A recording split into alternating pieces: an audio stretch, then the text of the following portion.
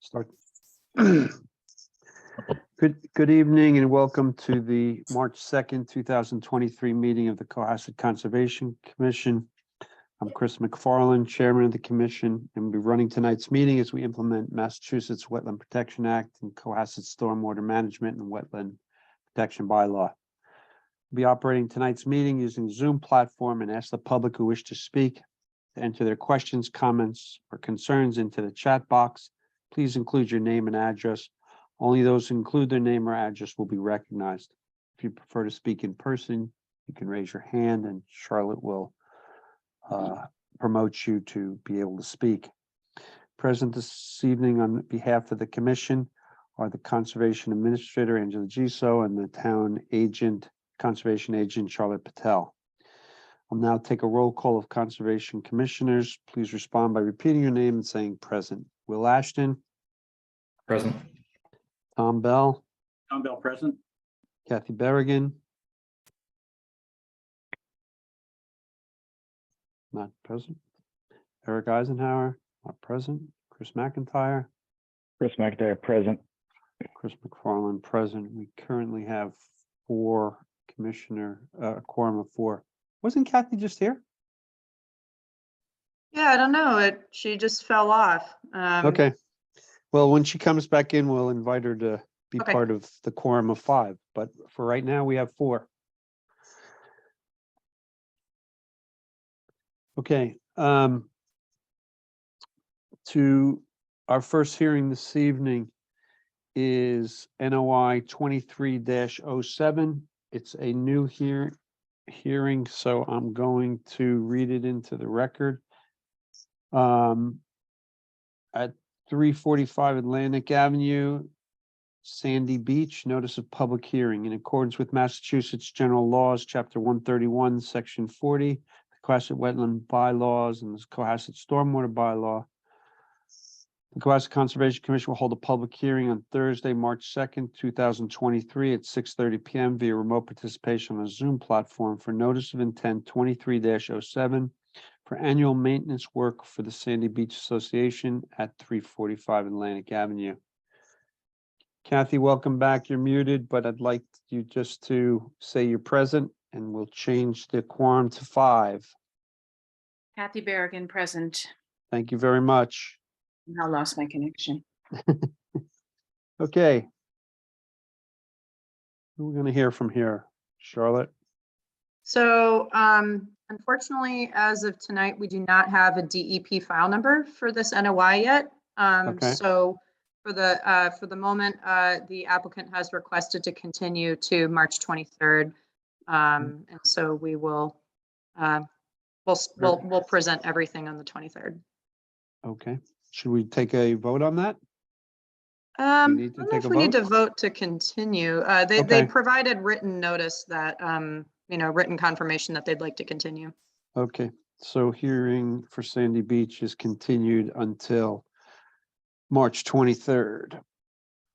Our next hearing this evening is an emergency certification for 63 Nichols Road, where a wall has collapsed. Charlotte, you want to just give us a brief, very Yeah, brief rundown? So on February 17th, Friday morning was when the fun stuff happens. I was notified via email that a wall supporting the causeway over Little Harbor had partially collapsed and needed to go over and have an emergency meeting. So I went over with Tom, the engineer, who was Brendan Sullivan, and Paragon Landscaping, as well as the landscape architect, Sean Papish. And I'll show my photos so that you guys can see what it looked like. So this is what we saw when we were on site. So you can see that the cinder block kind of structure holding up this area had collapsed and all the dirt had fallen into the water. There were no rebar structures or anything like that. And they believe this structure was built, a couple decades ago. So it had probably gotten beat up over time. So after looking at it and discussing the work, Brendan Sullivan put together a simple site plan we decided that only this portion of the wall will be repaired and the debris and rubble will be removed during low tide, to clean everything up. And there is a culvert a little bit further up in this photo. You can't see it in here, but it's a little bit further up. Basically, we requested that we need to have some erosion controls, obviously, for this emergency work. So an inflatable pipe plug was put in the culvert right here at low tide to prevent any sedimentation from going into the water. And the work was only allowed to be done within 30 days. So I issued it on the 17th, which means the work has to be completed by March 19th. And so the applicant will submit a notice of intent for the rest of the wall, because it's a little hard to see in this picture, but basically you can see that the wall is definitely, the foundation at least is starting to crack and crumble a little bit. And they were concerned about, the lifespan of this causeway and, any other damage, it could potentially completely collapse into the water. So they will be submitting a notice of intent in the future to us for repairing the rest of this wall. And we did not hear back from DEP within the 7-day review period, so they didn't have any questions, comments, or concerns with the emergency work that Tom and I approved. So really all we have to do tonight is just ratify this. And if you guys have any revisions, questions, comments, we can address those. But really all this, we're just here to ratify it and just see if you guys have any other questions. Charlotte, I have two quick questions. Maybe these are separate from the emergency order. That road's been repaved. Would that have needed an RDA or an NOI? As well as yeah. the paving, the guardrail has been repaired and replaced or changed. So I'm just wondering whether or not that would have needed. So this property has a I believe it's a 2019 stormwater permit and notice of intent that need to be completed. I know they were in the fall, they were finishing the rest of the plantings, and so I think they're going to file for that hopefully this year. So that plan, if I can recall correctly, did say that the granite posts and the fencing along the causeway was going to be replaced, but I don't know about the paving, so I can double check on that. I would assume as long as they're not changing anything and they're just, paving for maintenance, I think that is okay, but I'll double check because it's obviously in the 50-foot buffer and right on top of a resource area. But I'll double check that. But I know the granite postings and the fencing along that area was proposed to be replaced with the previously issued order. So did they have a variance to work within the resource area? For the 2019 one? Yeah. I would hope so. We granted it in 2019, so Right. I'll have to double check the order in the minutes. But they have a little bit of an extension under the COVID tolling provisions. So their permit would have expired in 2022, but they had an extension. I can double check the date for you guys, but they have an extension until some point this year. So they just have to finish the work by that expiration date and file for a COC. Okay. So the emergency order is, what's the extent of what the permit covers? So the permit only covers the repair work for the collapsed portion of the wall. So this is the site plan that we drew up. It's about 60 linear feet. So they're only allowed to repair this portion of the wall, not the entire wall. We said that needs to be filed under a new notice of intent. And any other state licensing may or may not be required. And then we allowed them obviously to clean out, the fallen dirt and cement and other rubble. All the work that they're doing, they did need to bring in an excavator, but obviously the excavator is only going to be parked right here above the resource area. So obviously no heavy machinery is going in the water. So they are working during low tide only. I was there last Friday when they had just started the work. And I saw the pipe plug installed right here near in the culvert. And they were working during low tide and working on removing, the rubble and everything out of the resource area. And no work is occurring on the salt marsh. There's an abutting salt marsh, slightly north of here. So they are not working in the salt marsh at all. Okay. All right. So is there a code or anything for an emergency certificate, or are we just, I think we just vote to approve and ratify it. And if you guys have any other suggestions or revisions, the work is only approved until March 19th. So that's the 30-day time frame.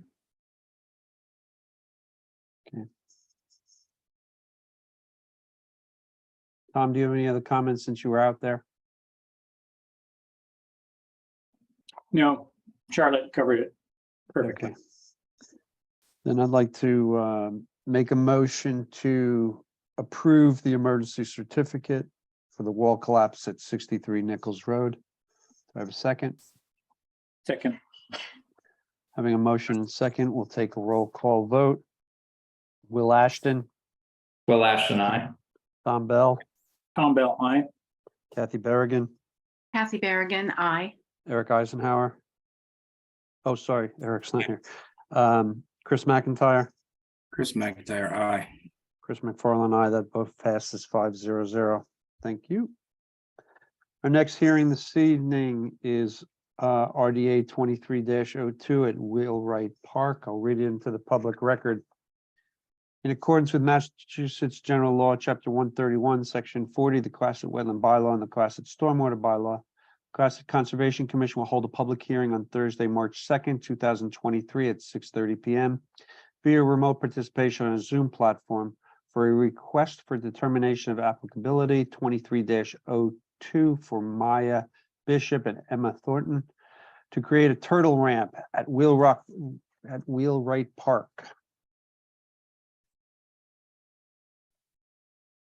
Guys, you're muted. Hi, we made a presentation that we can share. That'd be Sure. Great, thank you.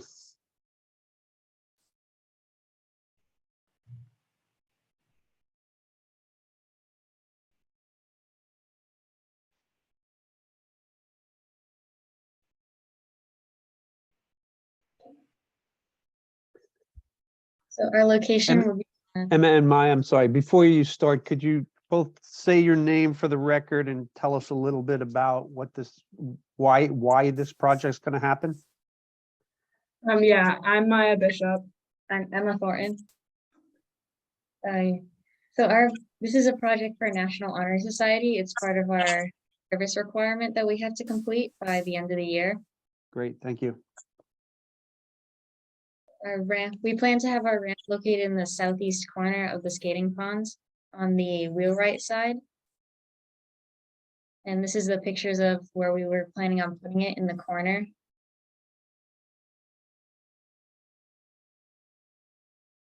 Our original plan was to take several larger stones, maybe 1 foot by 1 foot 3 inches, and stacking them to create a ramp. This is kind of like a very rough depiction of what we were imagining. When we checked the depth, it was around 1 foot 9 inches, so it's not too deep. It'll be a pretty basic ramp. We chose stones to make it more natural and not any materials that would hurt the turtles or be an issue. And we talked to several people about making sure this plan is good for the animals. Here's another image of it. As I said earlier, the rocks would come from the surrounding area, so they're very natural and not an issue to the animals. There's plenty of these rocks we've seen around, so we're not too worried about not enough resources. When we were coming up with our plan, we talked to a lot of experts locally and not locally. So we talked to Clark Brewer, who is a local architect. He helped us come up with an initial plan for the ramp that would hold up to the weather. Also talked to Jacob Kubel, who's a conservation scientist at the National Heritage and Endangered Species Program. His contact was given us by Charlotte, and we brought up our concerns for how the ramp would impact the ponds with putting stuff into that would touch the bottom. And he told us that he didn't believe our contact with the bottom would affect the pond too much, because it would only be we would only be disrupting the sediment for a short amount of time and it would settle. We also had a few meetings with Charlotte to discuss our ramp plans and to help us with our forms. That's the end of our presentation.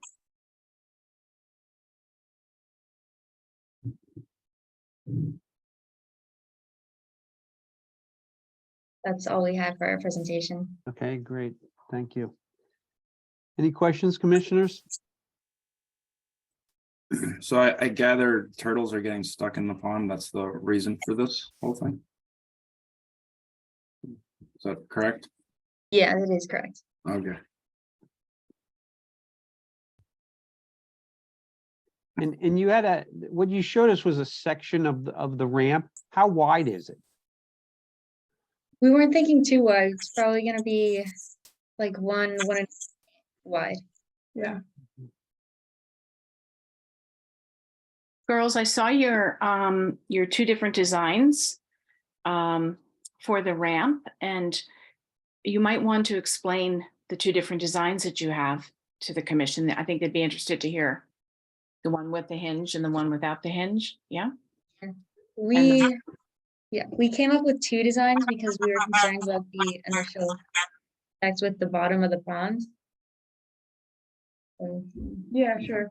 When we first talked to Charlotte, we were talking over like if we kept putting big rocks in the bottom and there's like a whole ecosystem down there, if that would ruin like that ecosystem.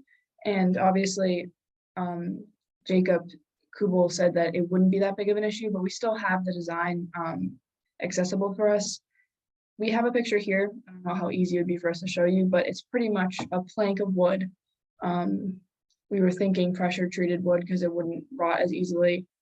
Some sort of flotation, a hinge, and something to connect down in like over the rock wall and into the dirt, because obviously we can't put something right into the rock wall. And with that, then the rising water, and when it lowers, it would move with the water. The main issue with that is it gets a little overcomplicated with materials that are okay for the animals, and making sure that it works, obviously. It's a lot more complicated of a plan, but we're willing to make it work if it's better. So this was kind of version 2, but your real the one you're actually promoting is the one that's made out of stone. Is that correct? Yeah. yes. Okay. Yeah, some of the other pros and cons we discussed were maintenance. And so this secondary design with the, hinge and the wood, pressure treated wood, it may degrade over time, might get rusty, might not function as well within the long term. So the stone solution here would be much more natural, fitting with the environment, and also would require minimal maintenance in comparison to this second design. I think another thing we talked about with you is also the second design with the ramp and everything. It might become like an attraction to kids or like teenagers to like jump on it, and that might make it even worse because it could obviously break our work and it could just ruin the animals' environment even more. So this is a more natural option where it might not be as much of an attraction to people.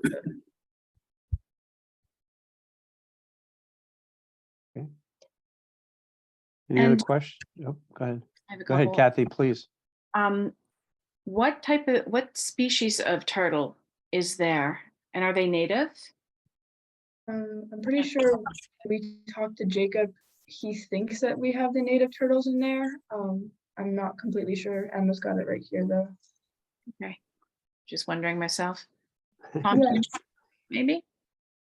Yeah, so he said snapping turtles and basking turtles were considered like the turtles that would be in the area. He Mhm. mentioned sort of invasive species that were like red, like something. Red-eared sliders that we don't think we've seen in the pond. We're not too worried about them, but the main turtles we're trying to help are the snapping turtles and basking turtles because those are native to the area. Okay. And just one more thing. I read in the response that Jay Kubel wrote to you guys, that he also suggested if it was okay, and I don't know if you considered this for part of your project, to put in like a larger log for the turtles to bask on because they like to be up high, or put some more stones in as like little stone islands to have the turtles bask on. Are you guys going to consider that, or just sounded like a good idea, but I don't know if it's in your plan, but Wasn't in our original plan, give but I them think more we're like both willing. spa. Yeah, we're both willing to like do stuff like that to help the turtles either way, so.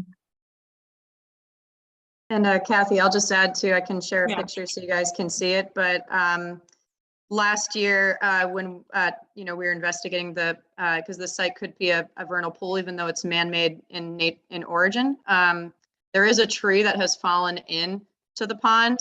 And I actually did talk to a few people about this that, sorry, it's a little blurry right now, but it's coming through. So there is a tree that's fallen in that does provide some surface area for turtles to sun themselves. So this is the tree right here. And actually I did notice some egg masses that were laid on some of the sticks here that are floating in the water. A lot of salamanders and wood frogs that use vernal pool areas will lay their eggs on these types of substrates. So there is already something here.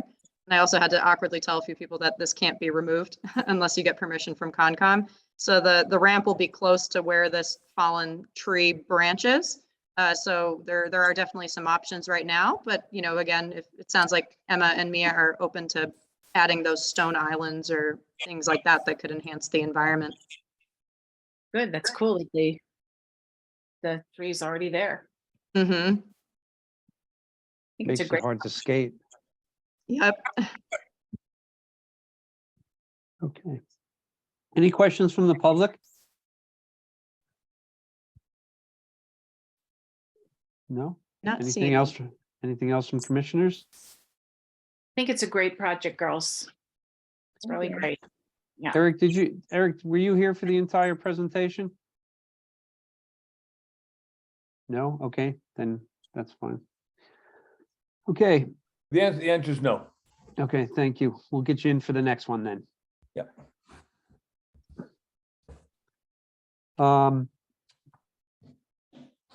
Okay, if there's no other questions, make a motion to close the public hearing. What was this? This was an RDA. So this would be a -2 determination, correct, Charlotte? Yes, unless we wanted any conditions. It would be -3 if we wanted conditions. I didn't hear. I know that Kathy suggested, I'm not sure, do you want to actually make that a condition? I don't know what their opportunity is to. Tom, actually, I take that back. Tom, you actually did have one condition, did you not? As far as where the stones come from? Yeah, the stones shouldn't come from, I mean, there's a buffer. This is going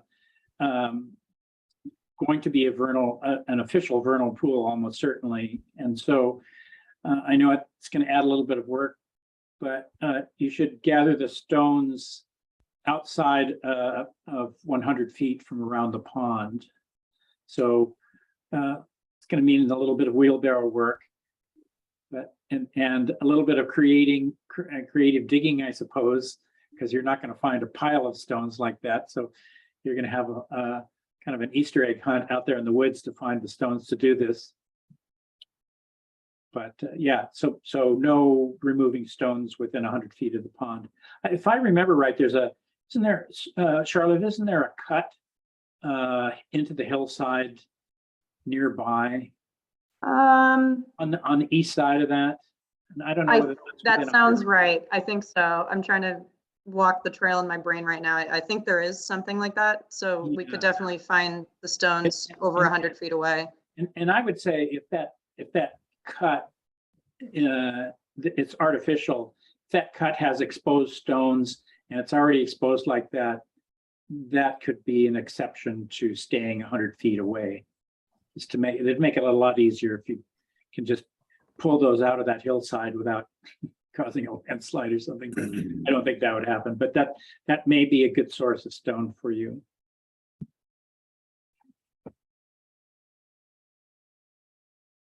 So, Well, I wouldn't put a condition on this. I just say, let's recommend that you try to find your stones at least 100 feet away, and if you can't, and if you can use that what's clearly a man-made cut into the hillside, use that.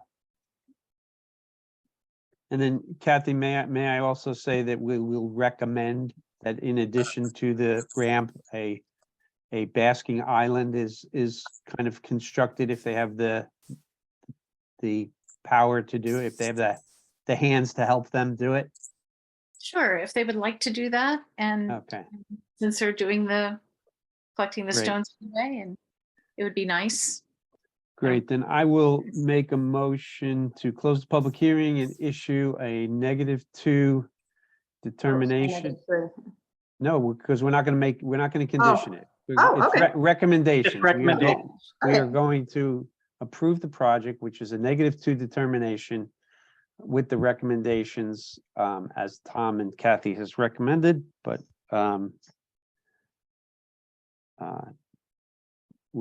but there are no actual conditions. Do I have a second?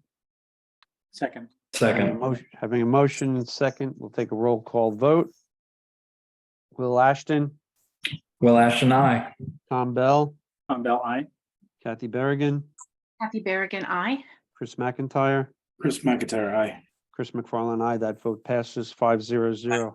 We also need to make a motion to issue a variance for work within the buffer zone. Is that me getting feedback? I'm sorry. Do I have a second? Second. Having a motion and second, we issue a variance for work within the buffer zone and in the resource area, actually.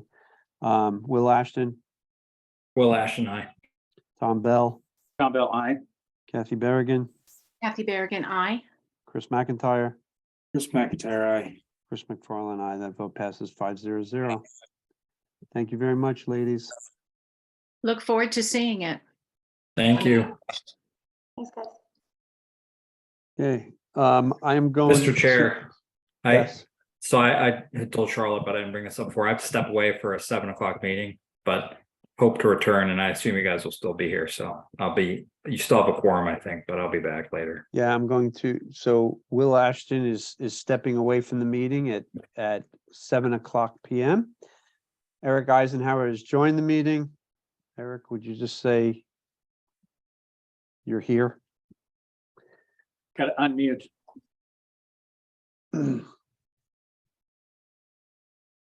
Eric Eisner, present.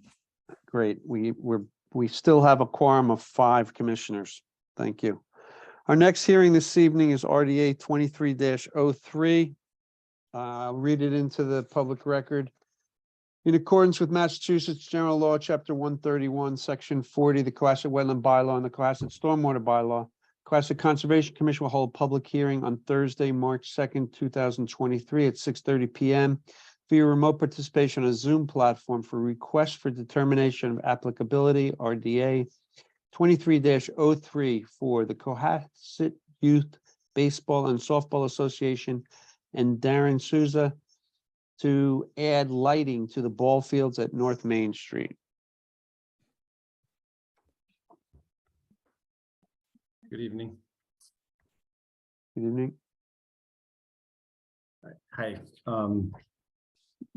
Shall I begin? I'm Yes, sorry, forgive me. please. Thank you. Good evening, Mr. Chair and members of the commission. Again, I'm Darren Souza from 70 Black Rock Road. I'm here to present with you an RDA application for Chase Field at 185 North Main Street. Chase Field is one of 3 fields at the baseball softball complex. Some quick background, the approval of lights was granted at town meeting on 13 December 2021 and subsequently approved at the select board on 16 February 2022. May I share my screen at this time? Yes, please. Okay, thank you. Okay, forgive me 1 second.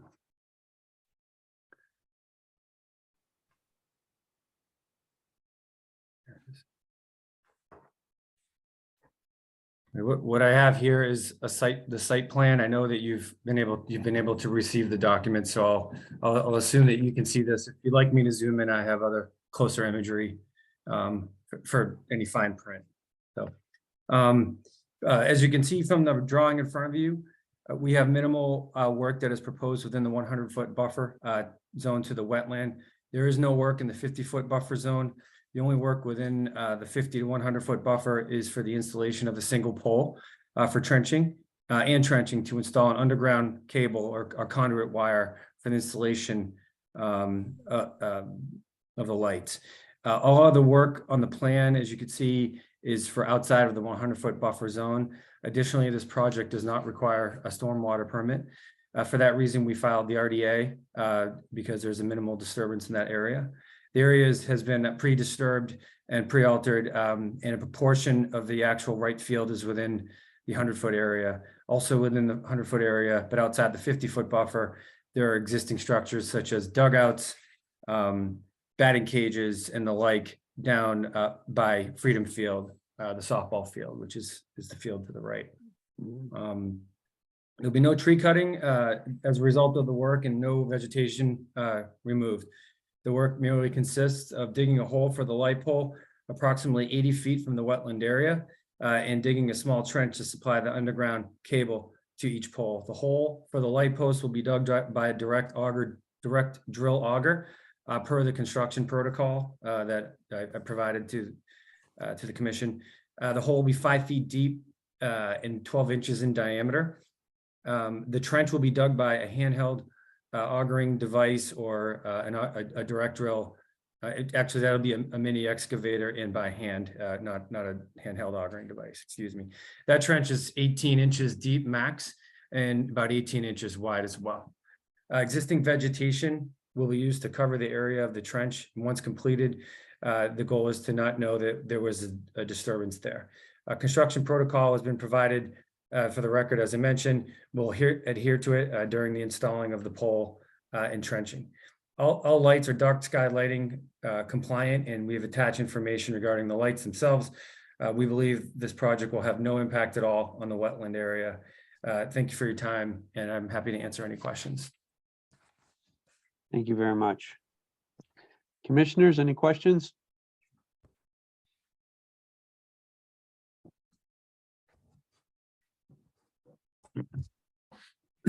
Will the lights just be on during games? What's the usage plan for that? Yes, so the lights will come on for basically right now for daylight games. During later sunlight hours, we have 6 o'clock games, and then those games typically go till about 7:30, 7:35 without lights. The plan is to push the start times to 7 or 7:15. The agreed upon absolute cutoff is 9:30 for egress out of the facility. Most of our games will be done. They'll be done before 9 o'clock. So it'll depending on when we kick them on, the earliest would be 7 p.m. But and then it would go till the very latest of 9:30 with an automatic turn off.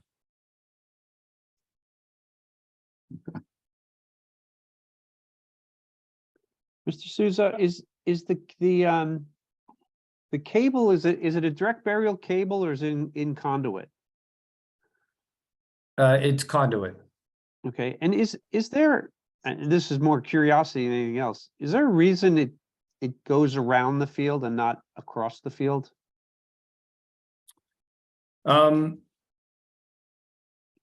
It's a good question. Typically it's standard practice with these ball fields to do it circumventing the field. Obviously there appears to be an opportunity to cut across the outfield there.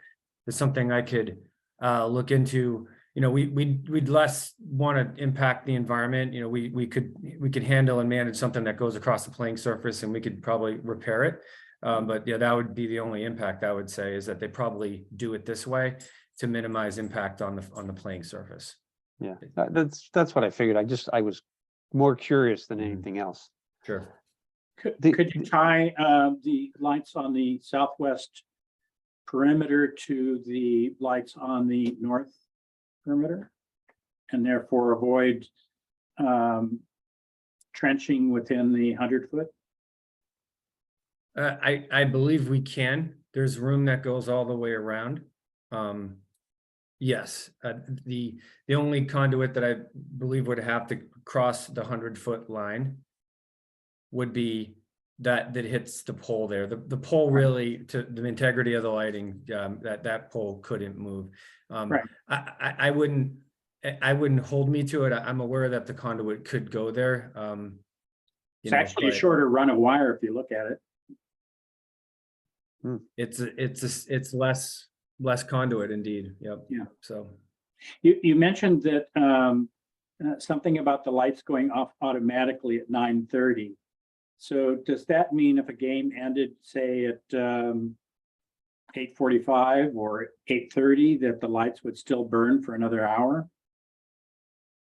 It does not. The lights will have a manual cutoff, but as a fail-safe, we have it on a timer so that no one could go over that curfew. So Great. Thank you. I have one other question, again, a curiosity more than anything else. With your application was a photometrics for the ball field? And I'm just wondering, was that created by the lighting company? that is created by the lighting company. Yes. Would it be possible to extend beyond the outfield fence? Again, a curiosity to see how much light spillage from these lights there is. When you say extend beyond I'm sorry, I don't quite understand the question. So So do you have Charlotte, do you have the photometric drawing? Yes. Let me ask something more direct. Mr. Souza, do you know whether this must have been done with a computer model for the lighting? Is that, do you know whether that's true or not? yes, the foot candle, the illumination on the playing surface itself, the lights, again, I know we're talking about the location of the light pole here. So Yeah. the lights, the lighting fixtures themselves have photometrics that, yes, so it's done via computer, and then basically when the lighting is installed, they test it and make necessary adjustments to achieve the necessary illumination on the playing surface, and B, to manage any spills. And they do have shields on all sides. So okay. if we were to ask that you extend the lighting analysis beyond the perimeter here, it would simply be a matter of them remodeling this on their computer. It wouldn't involve a lot of a great effort to extend that illumination model, say to the extent of the property line, or even beyond that. One of our concerns is lighting in towards the resource, and we're concerned about that to some extent. Yeah, so I'll just a couple things. So the photometrics did go beyond the vicinity of the playing surface, and the measurement is foot candles. Also the agreement with the town is that we will not, these lights will not operate until mid-May, May 15th. So historically, the fields there's full vegetation surrounding the fields, and so we provided documentation when this was approved by the select board, and we provided that. So our season actually begins in late April. As you well know, the vegetation is not full at that time, but it does fully appear by mid-May. So we did take that into account as well. Yeah, I guess what Mr. McFarland is getting at is the spillover outside of the fields. I don't think that the plans that we saw gave us a very good feeling about, or not feeling, but very, very much information about how actually focused these lights are. And I think that would help us if we knew the full extent. Mhm. Okay. Oh, maybe we do. No, Yeah. it looks like it's actually clipped to the fields themselves, so it's a little, oh, that's helpful. Yeah, I Shall mean, I go back, it, shall I go back to that? That was really helpful. Okay. That's a simulation, I assume. It is. Back to the, oh, wait a minute, who's running is that you, Mr. I am, Smith? forgive me. Yeah. Yeah, could you back up to that simulated illumination? Yeah, And the only thing here I would say, obviously, is that's great. I'm not sure you can see my cursor, but obviously Yeah. the field up top is the softball field. We're not lighting that field. We're not Right. seeking the RDA for that at this time, but this is what the data reflects. And actually on the right field line on that corner, Yeah. closest to it actually is our less, it suffices for the safety requirement, but it's certainly a little darker over there. They're also lower profile lights, so they're not the big 60-foot Musco lighting towers, but so it's a little darker. It's dark over there. And again, the lights do have what's called the shields, the hats on them. And so they are focused in, and forgive me, Charlotte, and I did consult with Charlotte about the direction of the lighting and sort of, I don't know, we did exchange a lot of data on that in previous meetings, but forgive me, what I did was prepare around the location of the pole, but obviously, I can probably provide some follow-up. So that's a really Data-wise. helpful Okay. image there to see how well focused these lights are. What time did you? I'm sure you must be coordinating the time on with Sorry. sundown, right? And so we're talking about May here. So sundown is what, 8 o'clock, something like that, right? 7:30, 8 o'clock. Yeah, I mean, so we play softball and baseball. It runs the gamut because we begin in mid to late spring, and then it goes until into August, although our agreement is we're not really going to operate the lights after July, but there's definitely obviously when sunlight peaks in on June 21st, it's light out there pretty late. So you can do just about anything, up until 8:20 or so PM. Baseball though, and softball, it's still kind of hard to see the ball. So it's Sure. still unsafe but yeah, you can see much better kind of early summer than you can obviously see in mid-May. So we actually, early in the season, when absent lights, we have a start time of 5:30 PM. And then as we hit, I think it actually is about mid-May, we move the games to the 6 PM start because 5:30 is a little tough for families. 6 o'clock's tough too, but 5:30 is tougher to get to. Yeah. Thanks. Thank you. Mr. Souza, could I just ask you to go up to the photometric where it has the foot candles? Sure. Sorry. Yep. I don't need to belabor this, but Sure. the field we're considering is the lower one, correct? Yes. So, so all I was saying was you can see how the photometric information starts to fall off. And as you pointed out, the right field corner is actually getting, it's getting down there in foot candles. Mhm. So Yeah. obviously that's part of the plan so that it doesn't spill much beyond it. But just out of a curiosity, if it's possible to extend that, and I, I don't feel it has to hold up the vote tonight, but I would be interested just to see beyond the field. And I only say that because I was on a field last summer that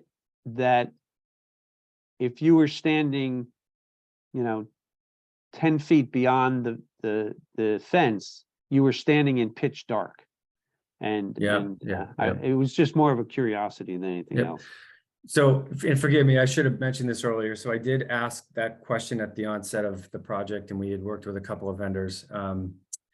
Their foot candle data will not appear where there's the vegetation. So the tree, you can see even around the field, we won't have spill data there. However, to your point, Mr. Chairman, there is an area in kind of right center field that's beyond the fence that I know you're familiar with the complex, but there's like the softball scoreboard and some space out there. So there's probably like a 20 by 20 foot patch that is not vegetated that, you know, would warrant that we could fill I with see, some I see. spill. And yeah, like actually, if you can see where I don't know if you can see where my mouse is moving, but right there. But the rest of this would not have spill data because it assumes full vegetation, and that's how we're going to operate. Oh, I see. Okay. All right. Thank you. Mr. Souza, Mr. I got a question for you. Yes, sir. Being a resident in the area, I've noticed kids up there in football helmets and I think soccer outfits. Is this lighting suitable for sports other than baseball in terms of the shape of the illuminated field? Because the kids do other sports there other than baseball. Yeah, I forgive me. I pretty much at that complex on an almost daily basis. I've never seen football activities with helmets. Sometimes they'll play some flag football in between practices, and there's no organized soccer or anything like No. that. Okay. Not at all. No, never. And I've been involved in all levels of baseball and softball since we moved here in 2009, all the way from the high school program to I formed the Junior Legion program, coached the American Legion. Okay. Yeah. So, But accept that. this lighting is suitable. I mean, theoretically, soccer is a low altitude sport, so you could probably formulate but we have something called a PSOP, which is policies and SOP for operating the lights, and then we're bound by the lease that authorizes the use of these. This lighting will only be authorized for on this field. It's going to be baseball games. Okay. And that's it. Yeah. Okay, fine. Thank you very much. Thank you. Charlotte, I see there seems to be some Yes. questions in the Mhm. public. Could you read Sure. through Do you those? want to read each of them?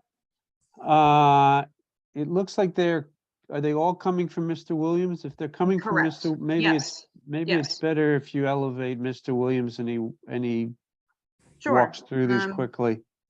Okay, give me one sec. Hi, Jeremy, can you hear us? I can. Can you hear me? Yes. Great. Thank you, everyone. Just a few questions. First of all, For the record, neighbors- your address, please.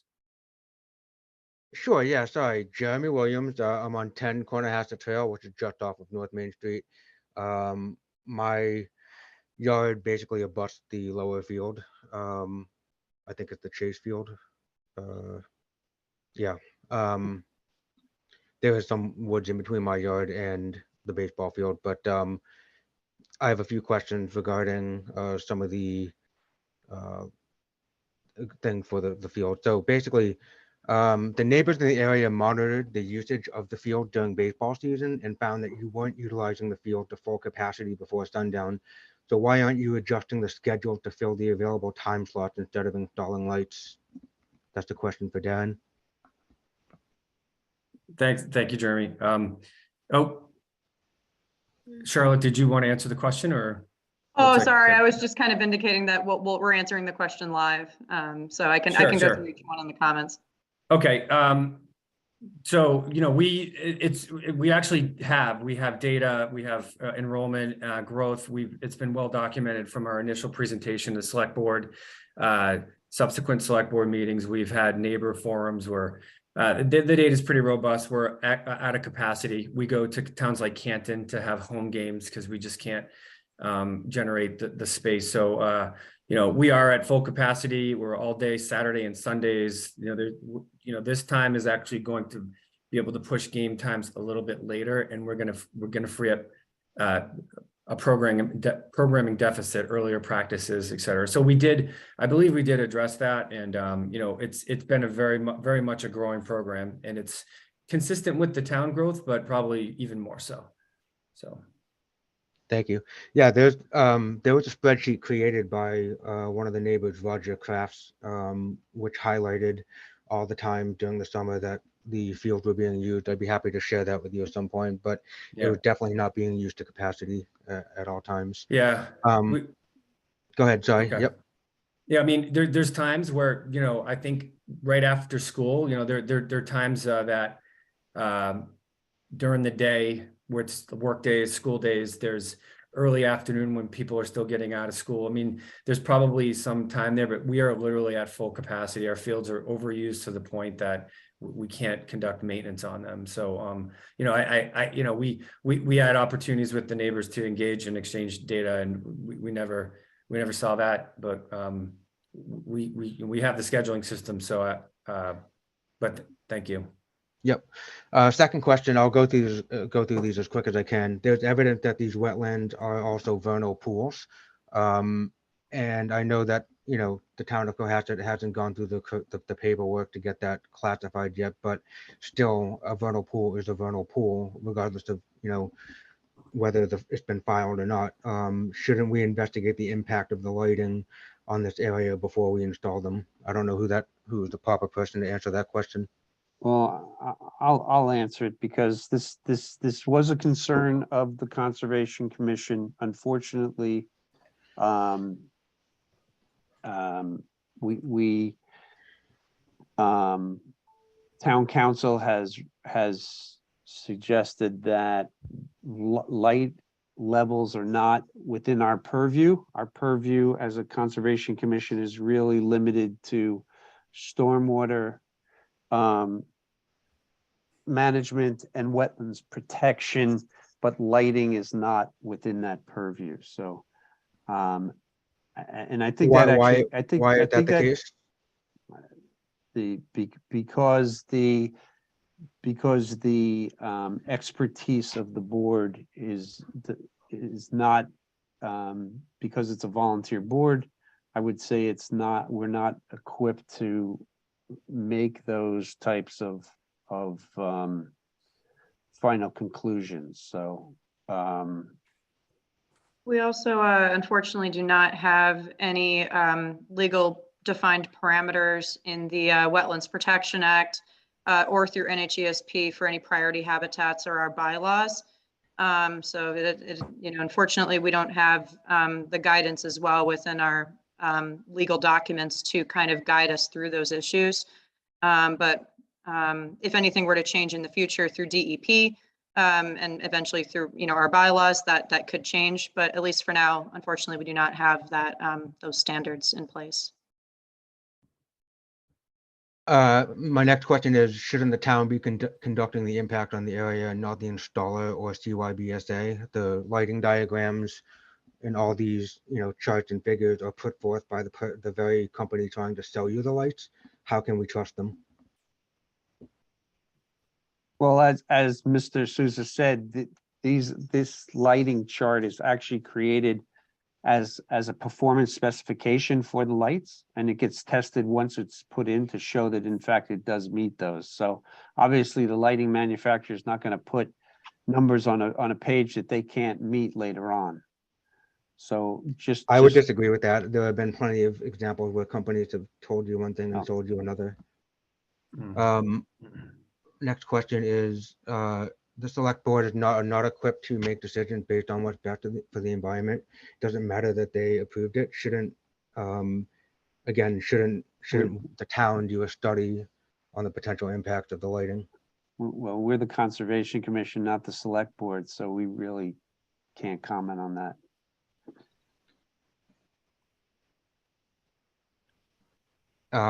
That's all the questions I have. Thank you. Okay, thank you.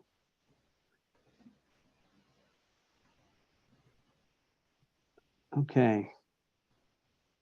Commissioners, do we have, is it more or or have we?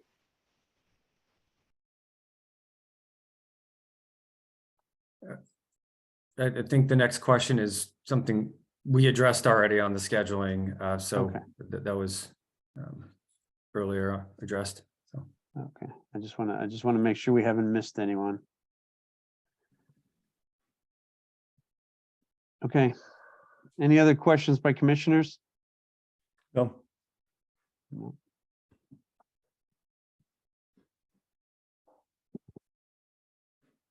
Well, Did any commissioners have any, my one question for the board was, did the commissioners have any questions about the proposed construction protocol?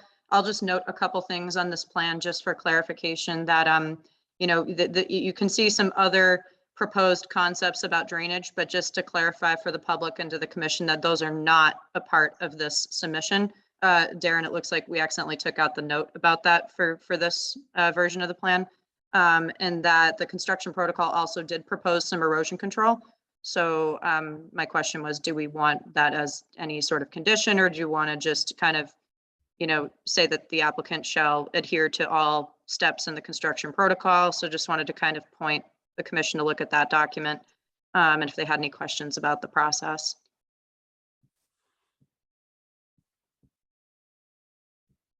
We can also pull it up too, if that's easier. no, it's fine. And I mean, unless someone has a serious concern about the installation, if you do, please say so. Okay, Well, the only thing I would say would be, I would hope to see that the conduit on those southwest lights would be routed to the northwest and tie into the northern side instead of trenching all the way around the property through the 100-foot buffer. And if they do that, they'll maybe only have 10 or 15 feet of disturbance within the 100-foot buffer, aside from emplacing the foundation for the stanchions.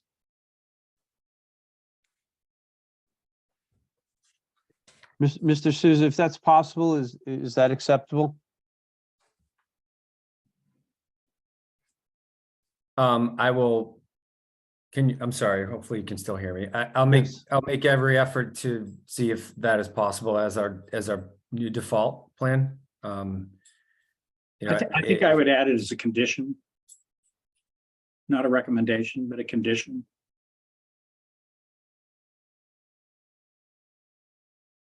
So Tom, just, I mean, being that there are 4 lights on the one lead and 2 on the other, to flip that so that the 4 lights are on the street side of the ball field and the 2 are on in between the 2 fields. You would assume that is possible. However, if it's not, for some unknown reason.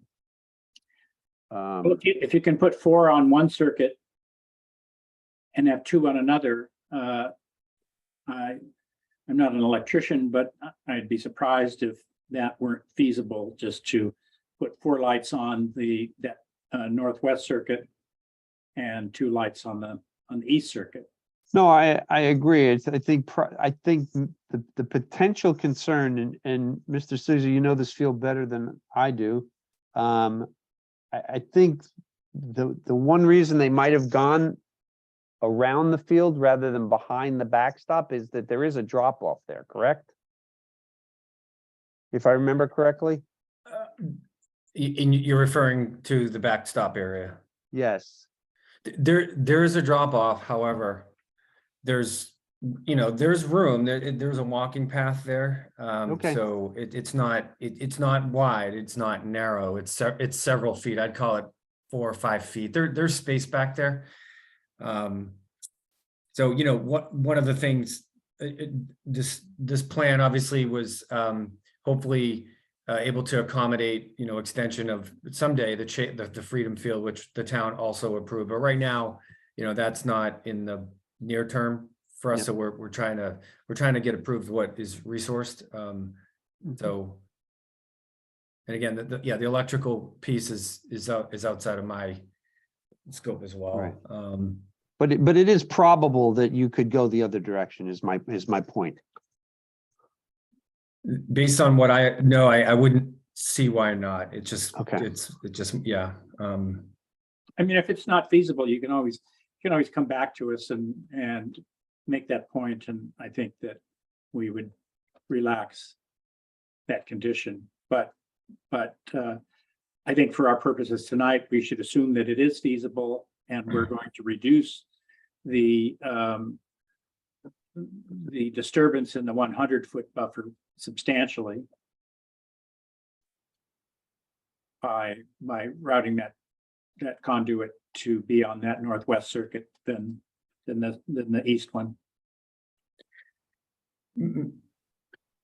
May I ask a question, or just to add a little info, and feel free to, tell me to pencil down.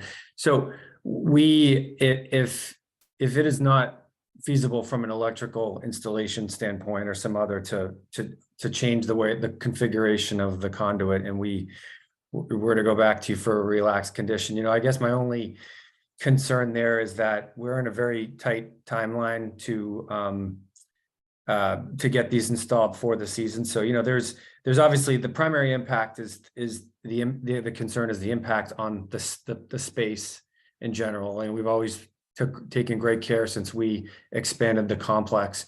We do, as we get close to the season, which is preseason activities coming around, we will want to be maintain as much safety as we can around the work site. I'd like to avoid at all costs any, undue delays, although I completely appreciate your concern. So, maybe, and I don't know if I can give you my assurance that we'll push, and if it is possible, the commitment would be, even if it incurred some sort of extra cost, we would reroute the conduit. But if the inclination of the commission is to relax it, if we cannot do it, I just have concerns about what that's going to do with the timeline. I think it could be expedited very easily by, if it is really a serious construction issue, that our agent could approve it. So you wouldn't have to come before all of us again and go through anything very elaborate. I think that Charlotte would be perfectly capable of making a judgment call there. Right, Yeah, Charlotte? it would really just be a phone call from you to Charlotte, Exactly. and maybe at some point followed up with a piece of paper that just said why it couldn't happen or something like that. Okay. Be very minor. I don't very want to turn minor. it into some sort of bureaucratic quagmire for you. And it could be just as simple as that, and say, hey, there's ledge in the way, or for some electrical engineering issue, they can't do that or whatever. And I know that Charlotte would be able to make a decision about that without coming before the whole commission. So, Yeah, and I just want to add to, as part of the construction protocol, the last condition that is proposed, if any proposed activity approved by the commission changes throughout the course of construction, that the contractor shall notify the agent to ensure full compliance with respective approval prior to proceeding with any changes. So we can kind of include that as part of the, the general, process, that obviously I'd be kept in the loop about this project. And, if that design can change, great. If not, due to various reasons, we can proceed as is. But, again, we'll definitely discuss any changes and alternatives prior to that happening. Okay, Go ahead. thank you. And I just want to add, and forgive me, I did text the senior, the principal electrician on this project, and he indicated we could route the conduit behind home plate. Okay, great. Okay, then I will make a motion to close the public hearing and to issue a -3 determination with the condition that the conduit, the piece of conduit between the lights in center and right field gets rerouted behind the backstop. I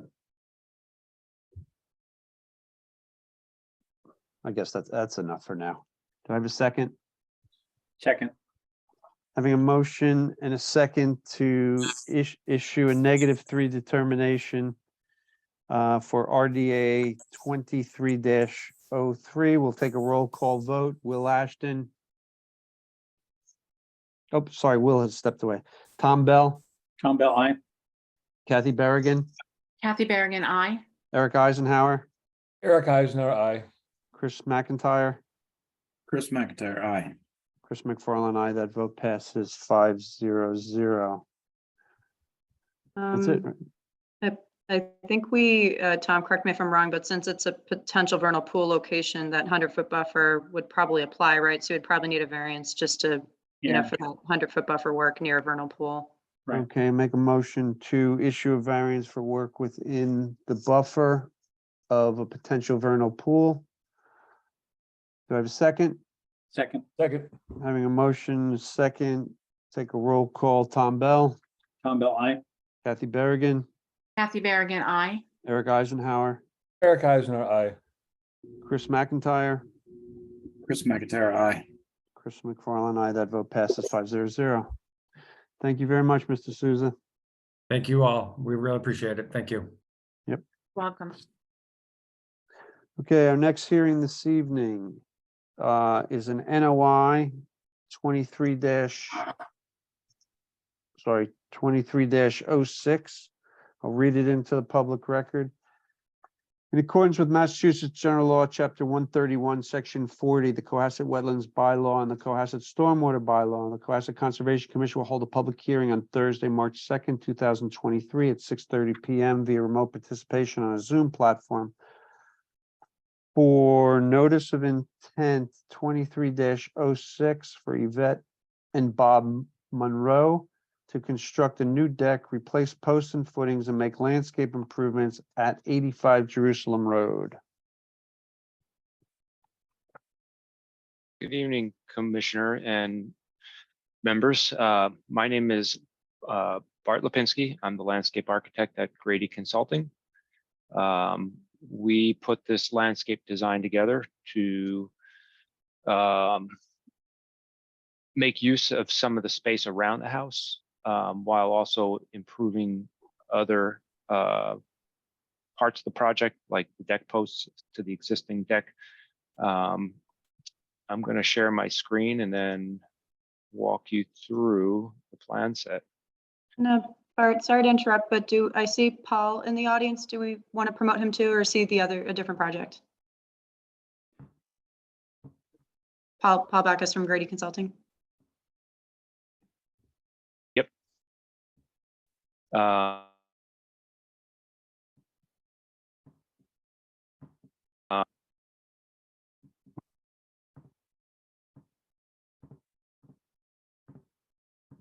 can you hear, anybody hear me? Yeah, we think- can hear you. Okay, sorry about that. So 85 Jerusalem Road is on the corner of Jerusalem and Gammons Road. Little Harbor is basically most of our clients' property. Currently, the front of the house faces the west. There's no plans for any work done there. The south side of the property is an existing driveway with the garage that goes under the house. Lawn areas to the north of the house before the vegetation takes over, grading gets too steep. And we do have a lawn area that comes around the back of the house to a set of stairs that brings us back up to Gammons Road. Mr. Lipinski, can you zoom in on this? Everything's very small here, so Sure. You should zoom into the areas you're talking about so that we can see what you're talking about. Okay. Front yard, no work. Driveway. Mr. Lipinski, you didn't zoom in. Are you able to see my screen okay? Oh, yeah, we sure. can see it. It's just, everything's really small, and so you're at 36%. If you hit your plus button up there, you can get a little bigger for us. No, I got it at 100 on mine, so. Oh, No, well, it it looks didn't- like it didn't 36.1 update. from here. Could you stop sharing and share again, maybe? Sure, let's try Or that. or Charlotte, did you override? No, should Okay. be all set. Is that any better? It hasn't come up yet. Must be having a slow, Just double click to enter full screen mode. no, it just hasn't, it says it started sharing, but it's must be a. Charlotte, could you possibly share instead? I think maybe it's a connection issue. Yeah, Yes, I can do that. Just give me 1 second. probably a frozen screen there.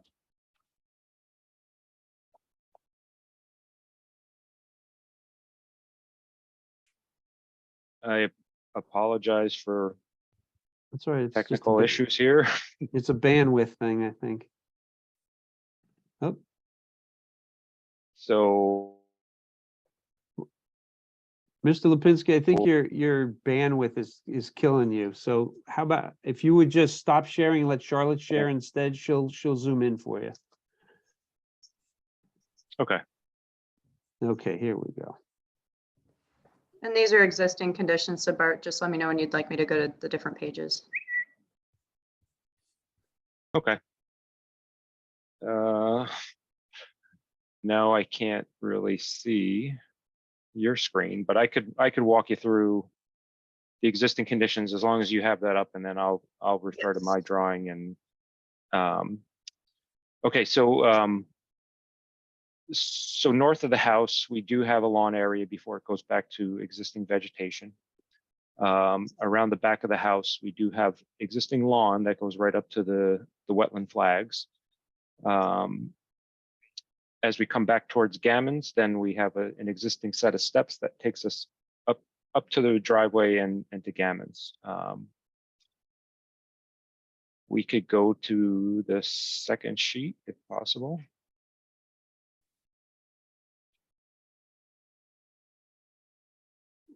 Okay, All right, so basically when we put this existing conditions plan together at the end of 2021, I believe, we did that because we wanted to, the homeowners wanted to actually add a fire pit area. So the area that we thought makes the most sense was where we had the room to do it, and that would be to the north of the house.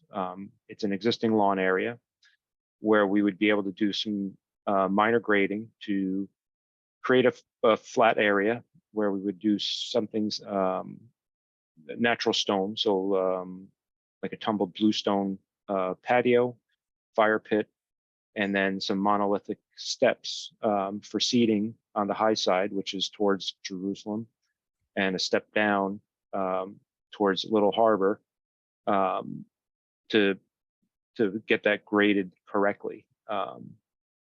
So nothing would be removed other than lawn from that area. And then we actually started talking about the back of the house. And this is some sort of an issue because of the way the house is, the grading. But if we basically stand at the back of the house, we're actually lower than the basement. So the first floor is, which has the deck up above, is actually up pretty high. It's probably about 18 feet higher than where you're standing down at the bottom. The deck posts and footings need to be replaced.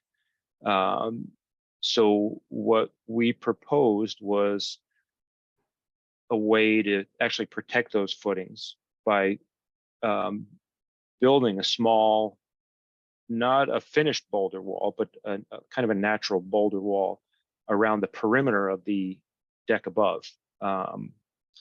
This would allow the footings to be installed up a little bit higher, be protected. Now we have a little bit of a buffer, between the lower area and now the area under the deck.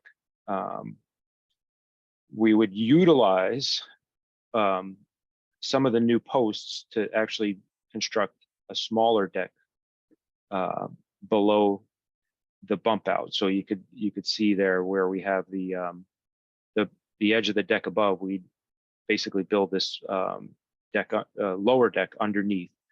It would be attached with a header to the house and then supported by 3 of the existing posts. We would have to add 1 post, that's the post that you see there in red, in order to hold that corner up.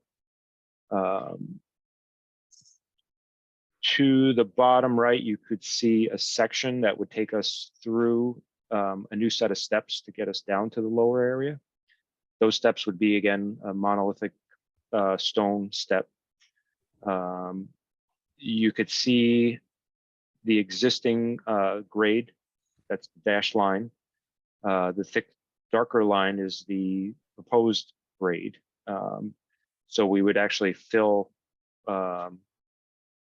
pretty much under the existing deck, and not by much. 2 feet or so, 30 inches would be the max. We are well with under 5,000 feet of disturbance, so stormwater review isn't required. If we could go to the next page, that takes us to the plantings. So basically all of these proposed planted areas are currently lawn right now. So we did want to do a lot of natural stone instead of mulch in these plant beds.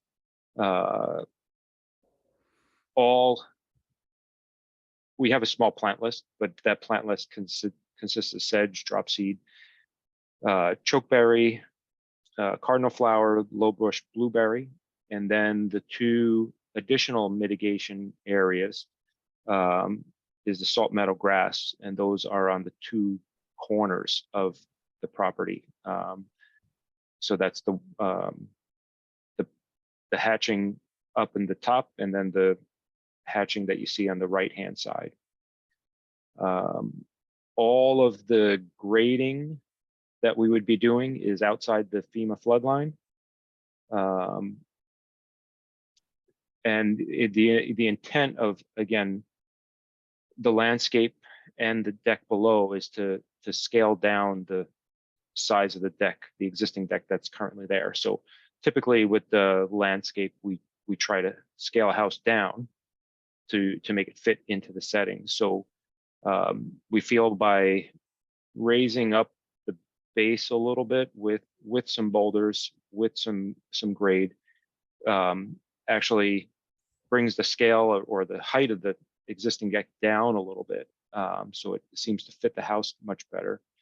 And then at the same time, we want to protect the footings. So the footings would all be installed higher than they currently are, to get them out of any of the wet ground below. Posts would also be up higher, and then that allows us to kind of fill in, hide the footings with the grade, and then finish off everything underneath the existing deck and the area in front of the fire pit with these native plants.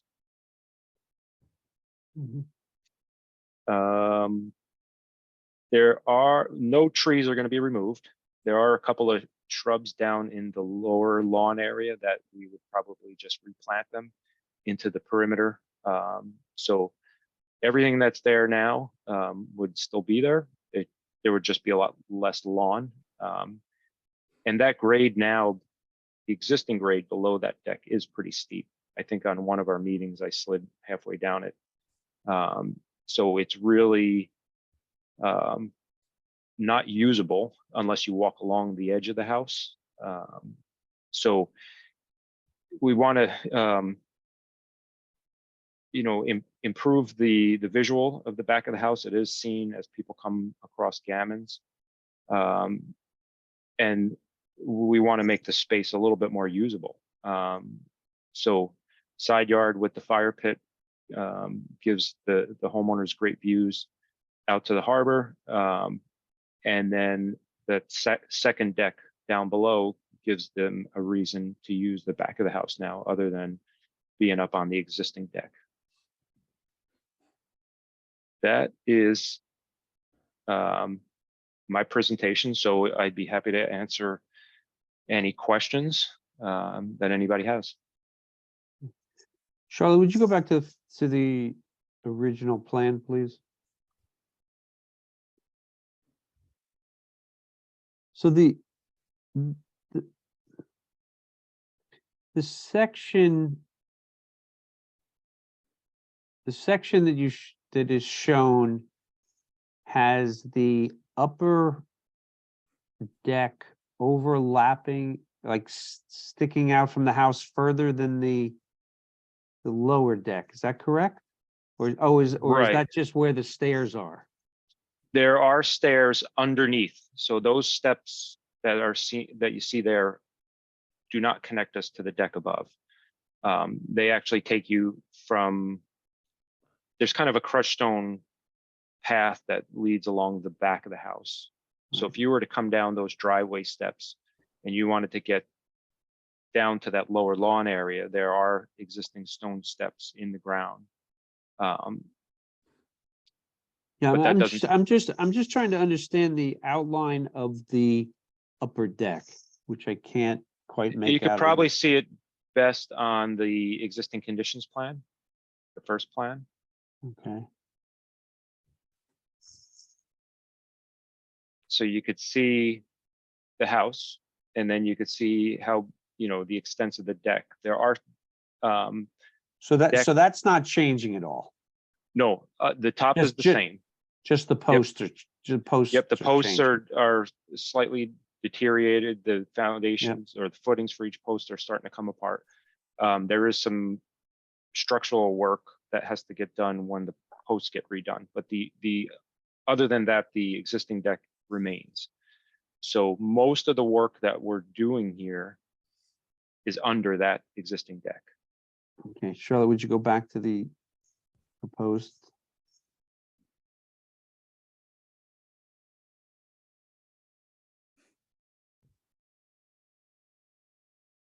So on the second sheet, you could see the proposed rock or boulder that we want to use pretty much follows the edge of the deck above. So you Oh, can see in the, there's the line. Okay. yep, okay. and you can see in the bottom right of the second page too, we have that section. So you can Yeah. see, we have some break lines in it because the existing deck is up there. It's probably a story and a half. Those posts are probably a story and a half tall. Okay. Charlotte, would you go back to the plan, please?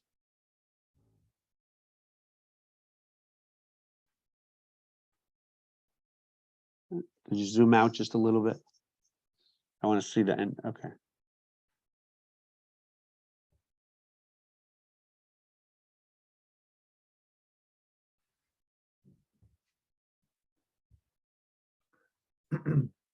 So you could see the deck post locations. In that proposed plan, we actually have the top of the footings for those as well. So they're all coming up approximately 24 inches higher than where they currently are.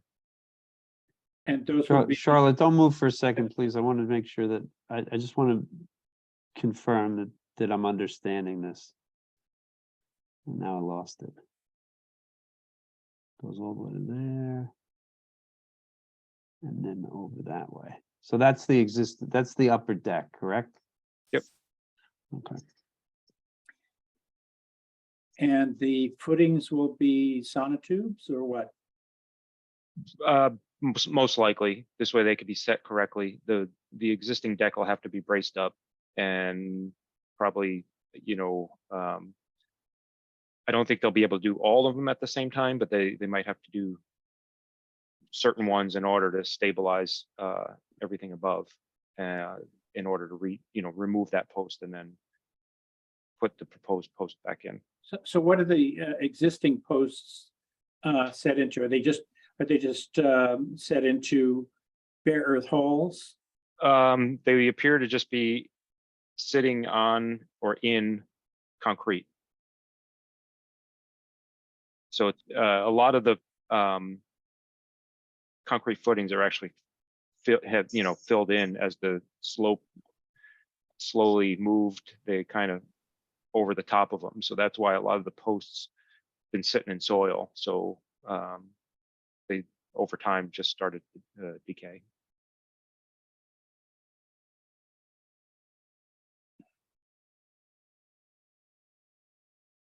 I assume that the slope is pretty steep coming from the house down to the wetland.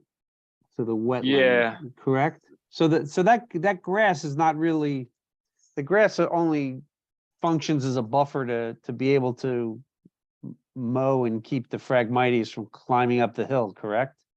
Yeah, I mean, it is pretty steep. You could see we have that 14-foot contour dimension to Mhm. that proposed deck. So it's, if you're standing at one end, it's, it goes up about 6 feet Yeah.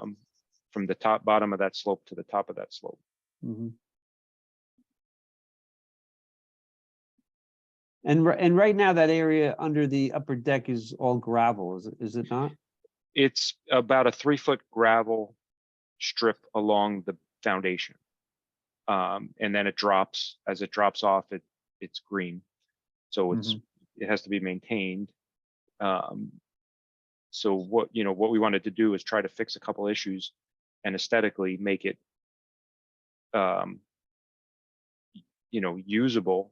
Right. And we're taking out grass. Yeah, we're filling a little bit, but we're making it into a place the clients could use, and then we're putting native plants back. So as far as mitigation, as with the plantings, we have approximately double what would be required for the hardscape that we are adding. Mhm. So everything that would have hardscape, we have something between that and the wetland. So there are plant beds. We'll most likely use like a river stone, so that if the area does, the harbor does come up as far as the water, the mulch and everything isn't just going to float away. So we're trying to be sensitive to the area, make it look better, and then make sure that the deck above and everything else is going to stay without having it, the entire deck having to be rebuilt. Charlotte, would you go to the planting plan again, please? Let me know if you'd like me to zoom in, because this is kind of Well, two different. I just wanted to ask, what are the mitigation areas? What are in those beds? So we basically counted all the plant beds as mitigation. Yeah, We have the salt meadow cordgrass, which would be up against the harbor. okay, And then throughout all the other beds, we have a mix of sedge, drop seed, right, shrubs like okay. chokeberry, cardinal flower, low bush blueberry.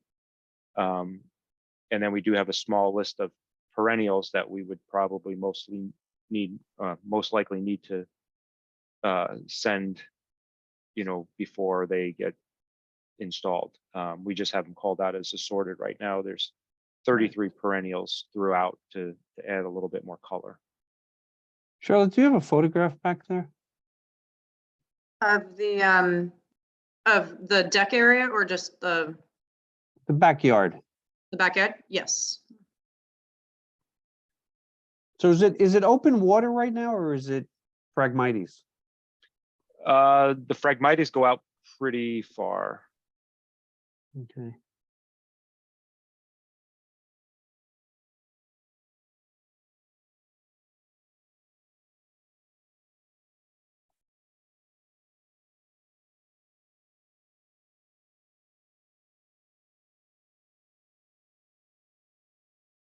So in the areas where you had planting next to the Phragmites, you said that was what grass? Salt meadow cordgrass. Salt- And is that going to fight the Phragmites? I don't think so. Those areas, we picked the corners of the yard to add a little bit more mitigation to just really soften the corners up a little bit too. Mhm. At the time we looked at mitigation a whole bunch of different ways. We looked at the deck, the existing deck being permeable, and did our calculations that way. We looked at the existing deck being non-permeable and did our calculations that way. So we actually went with the one that required more. I think we said we counted all the wood deck as permeable. Now all the hardscape that's below, we counted as non-permeable. Okay. Any questions from the other commissioners?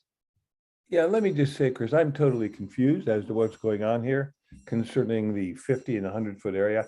I think for me to make any progress on this, we're going to have a detailed site visit and walk through this plan with the relevant parties explaining what's going on. I'm not an engineer. I don't understand complicated drawings like this. So as it is right now, I'm not in any position to form any opinion whatsoever on this project. I think a lot of work is being done in the 50-foot area.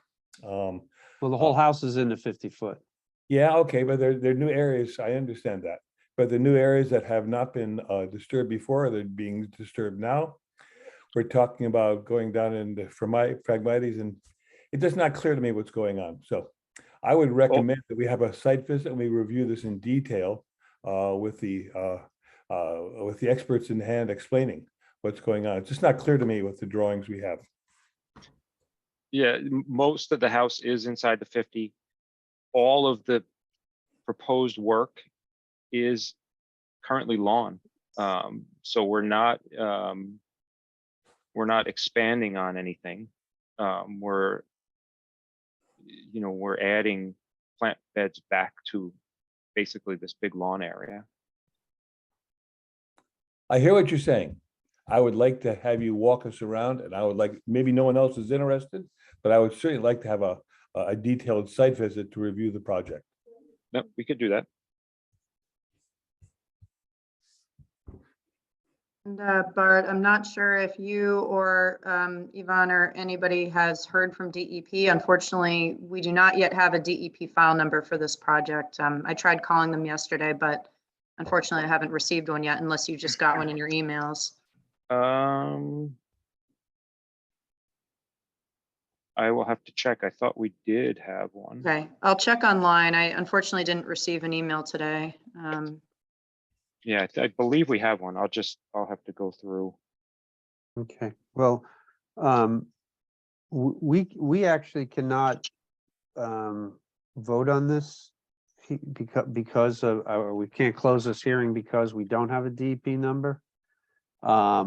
It sounds like at least one commissioner would like to see the site.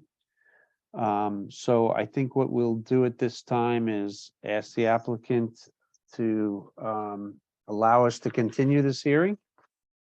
Our next hearing date is March the 23rd, which is 3 weeks from tonight. Between now and then, we could have a site visit for those who are interested in seeing this in person and maybe walk around with Mr. Lipinski. Is that acceptable? It's acceptable for us. Yeah. Okay. Then May I make a suggestion, Chairman? Yes. And maybe Mr. Bell is the one who can help us out on this. I find this diagram very hard to interpret as to what's there now and what's going in the future, where the 50-foot is and other things that are going on. And I'd ask Mr. Bell, who's done this in the past, do you have any suggestions as to how we could simplify this so we could better see what is there now and what's going on in the future, Tom? You've done this, Well, great suggestions in the past.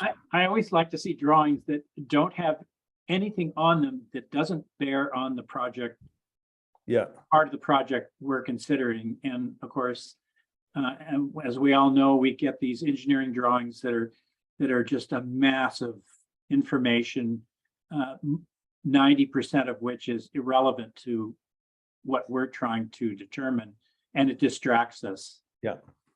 So I just say, Mr. Lipinski, as somebody who spent a lot, who learned AutoCAD by deconstructing construction drawings, so I could begin to understand what my part of the project was, I'd recommend that somebody in your shop learn how to do that, because it's just a mess of information here, most of which are irrelevant to us. simple drawings are better drawings. Focus drawings are better drawings. So it does make it very hard to understand. I've looked at this drawing several times today, and here I'm coming back to it, and I had the same problem that Mr. McFarland did. It took a while to understand what the footprint of the lower deck was versus the upper deck. And you know, with all these arrows, you know, all these leaders and call outs and stuff, it just does not make our life easy.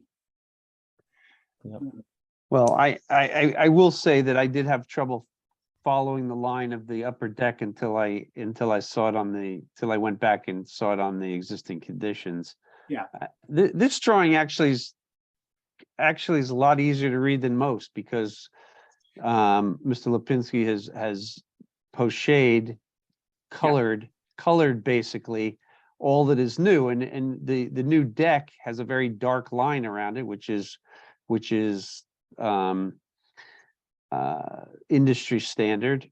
You know, if he turned off all the notes on a version, you'd have no problem, I don't think, at all reading this. I think it's just a matter of really digging in and seeing it. But so you know, Yes, I'm sorry. I can't actually get into found the this drawing a habit. lot easier to read than a lot of drawings. So Yeah, they're all tough. Yeah. yeah. This one might be marginally better than some of them we see, but Yeah. still, there's Yeah. an awful lot of information here that has no bearing on what we're trying to determine. And I just always encourage engineers to, as I say, get into those layers and say, do these people need to see this layer? Yes or no? And if it's no, you hide them. Yeah. Yeah, it's very simple, Tom. If I don't understand the drawing, I can't vote in favor of it. So it behooves the applicant to make sure that the drawing is as simple as possible and as easy to read, so that the members of the commission can understand it. That's a basic requirement. I agree. Okay. All right, so we're going to continue this hearing to March the 23rd. In the meantime, Mr. Lipinski, if you would reach out to Charlotte and set up a date. I don't know, you know, other commissioners will let you know how many people want to come out.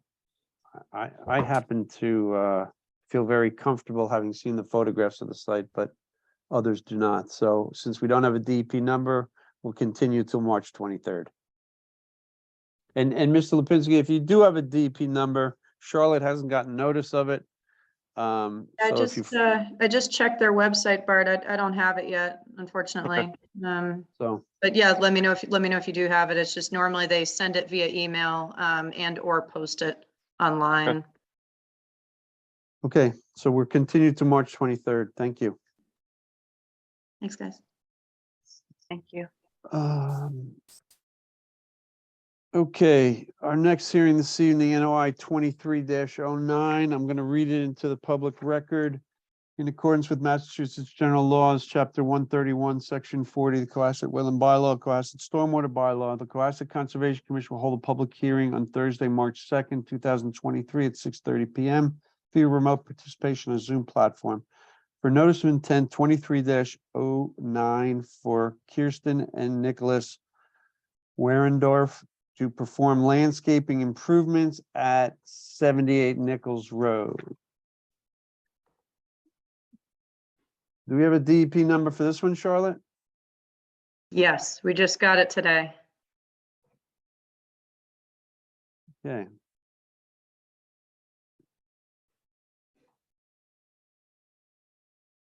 Thank you, members of the commission. My name is Paul Bacus from Grady Consulting in Kingston, Massachusetts. On behalf of the applicants, Nick and Kirsten Warendorf, here to present a notice of intent for landscape improvements within a 100-foot buffer of a salt pond, being Little Harbor at 78 Nichols Road.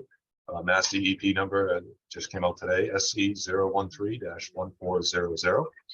The site is located at 78 Nichols Road, with Little Harbor being Salt Pond to the west. There is land subject to coastal storm flowage. I'm going to bring up the share screen here.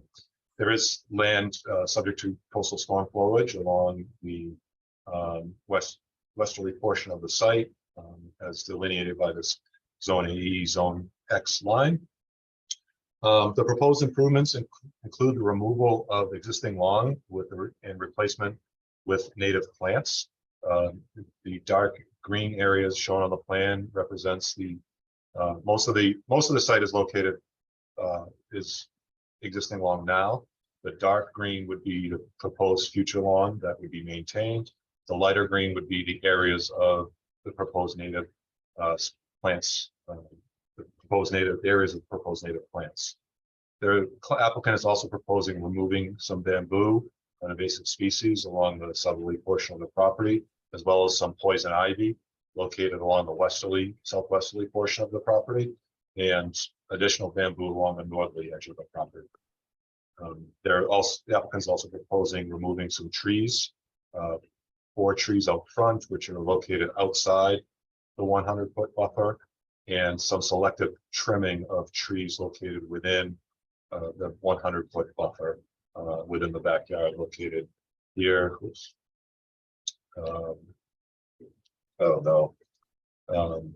Located here, as well as another tree here near the ledge, and possibly looking at either removing or selective trimming trees very close to the wetland that that could potentially be dead or are being choked to death by ivy. The applicant also proposes the replacement of a first level deck and patio that's existing today. There is a second level above the deck that will remain. This also includes the installation of a retaining wall that the current retaining wall is starting to crumble a little bit. The applicant also proposes a foot wash with a proposed dry well. Dry well is just a simple 12-inch, 1-foot depth with 4-inch perforated pipe and 3/4 inch to 1.5 inch crushed stone. Could you zoom in on that area while you're talking about it, because it's difficult to see. So where is the dry well? So the dry well would just be located just to the south of the proposed foot wash. Okay. We have submitted a variance to address some of Charlotte's pre-meeting comments. In order to reconstruct the deck and the wall, machinery would be used to access the area. So the machinery would not be used within the 50-foot buffer to perform work, but it does need to access the area through the 50-foot buffer, bringing it in through the northerly edge of the site. There just isn't enough space due to the property line constraint. I'm sorry, if I may, do you not mean it's between the 50 and the 100-foot buffer? You're a different buffer now? The work for the deck and the wall will be between the 50 and 100-foot buffer. Oh, I see. Okay. All right. My mistake. I was carrying lines from lower down on the plan. So. Yep. And to access that area, the machinery must travel within the 50-foot buffer. Understood. Okay. The lawn won't be removed and left exposed. And we're speaking to the contractor. The intent is to remove the lawn and place mulch and then plant the native plants as they go. The placements and one actually last thing out front, outside the 100-foot buffer, the applicant is proposing removing an existing wood bridge and replacing the bridge. This is for access to the house as they have to navigate over some ledge. There is no removal of the salt pond. Could you move your cursor to these places you're talking about? Where's this footbridge? And I don't even know where we're at on the drawing at this point. The footbridge is located along the easterly right side of the drawing to the right of the house, the brown, as shown by the brown here. The replacement of the bridge will exist out here. This is outside the 100-foot buffer, which comes across the front of the house. We're proposing a silt sock around the limits of work within the 100-foot buffer. And there's no removal of the salt pond or no change in grade with the landscaping. It's the existing grade that exists today would stay as it is today. So it's kind of just a remove and replace in terms of lawn with mulch and native plants. So with that, I can open up to any questions the commission may have. I'm curious about the footprint of the property here. It seems inconsistent with the assessor's map, and I'll say right from the beginning that the assessor's maps that we get from the state are not very reliable, but this one's pretty different from what I'm seeing on this, what the state thinks the boundaries of this property are. And I don't see anything about these rights of way. I can't tell whether there's one or two, or are there two right of ways here? The plan that the deed references let me pull it up, does show two right of ways. The side by side, the deed itself references the deed itself. Give me one second.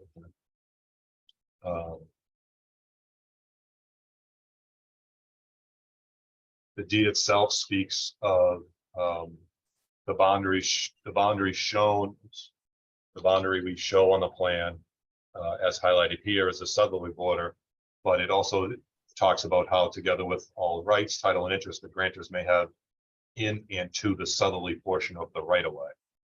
In speaking prior to submittal, I spoke to the surveyor, particularly about this area here, if we were okay, and he was familiar with the project. He indicated yes. I didn't question his judgment, but I can verify with him that there are two right of ways that exist, and that this work as proposed is okay within the two right of ways. I'm having a hard time. The line weights are all similar, and only a couple of them are colored. I'm having a hard time picking out the actual property boundary here.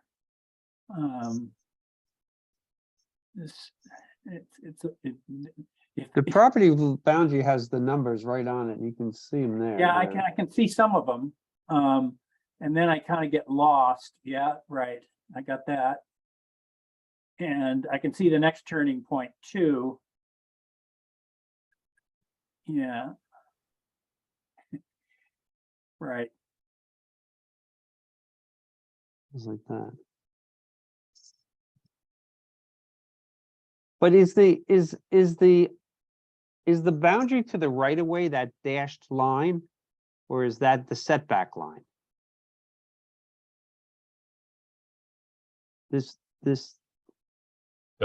boundary, the dashed line above it. I'm going to change colors to purple so we can reference it. This dashed line right here, is that a setback, or does that have something to do with the easement? Let me pull up it.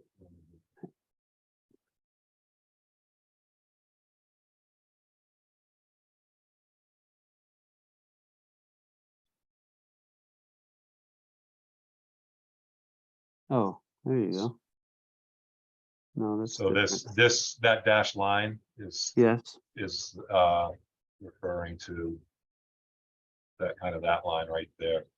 yeah, so what is that line? Oh, That's the limit. That's the limit of the other right of way. right of way. Yep. Okay, That's and so the- who has rights to that right of way?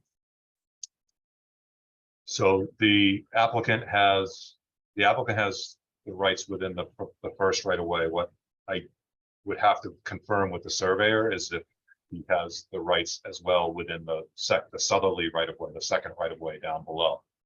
And does anyone else have rights to this right of way? Like, There is this may- is this a shared right of way to allow people to access the harbor? That off the top of my head, I don't know. I would have to perform additional research to verify that. Okay.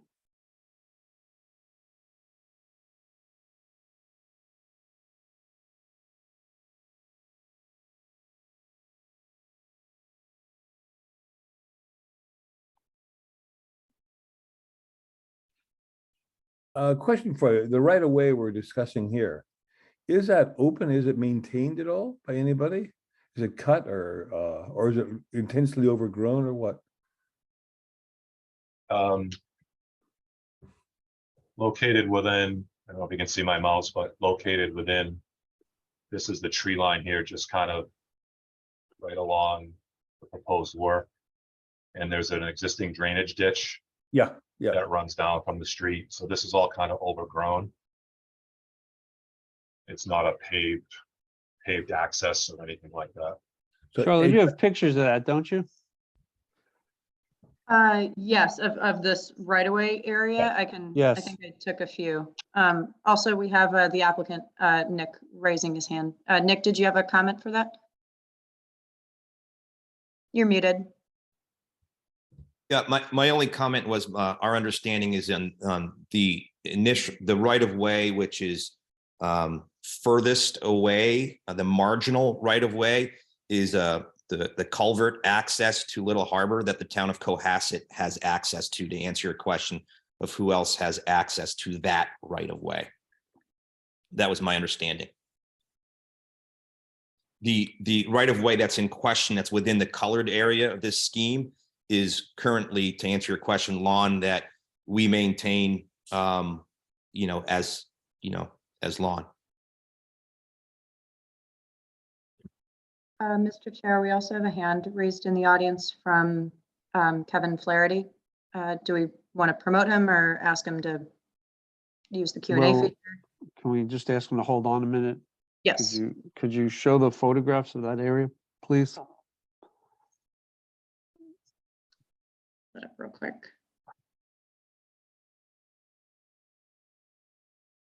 So this is the northerly right away with the existing lawn, and then the southerly one with the vegetation and trees, and both go down to the water.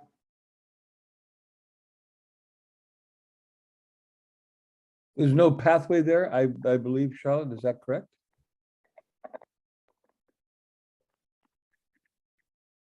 Through the woods? Charlotte, did you hear that? Yeah, it looks like on the satellite image, it looks like there's a maybe even a paved pathway that comes off the property to the south. And looks like it, I know it's hard to hard to interpret here because of the trees, but it looks like it runs right to the street. It crosses both right-of-ways and two other properties, according to the assessor. I'm sorry, Tom, what crosses? A pathway to the house you see on the left, or no, that's an outcrop. I'm just looking at Charlotte, if you could bring up near map. Yes. With a Give me one clear second. image. Yeah. Yeah, that might help. Sorry, my internet cut out for a little bit, but no one had a question for me, right? No, Sorry. not yet. Okay, I'm gonna pull up near map in a little bit. I'm just, while you're pulling that up, I'm gonna read what Mr. Flaherty said. Kevin Flaherty, 76 Nichols Road. We have rights to the right of way. That's what he said. Thank you, Mr. Flaherty.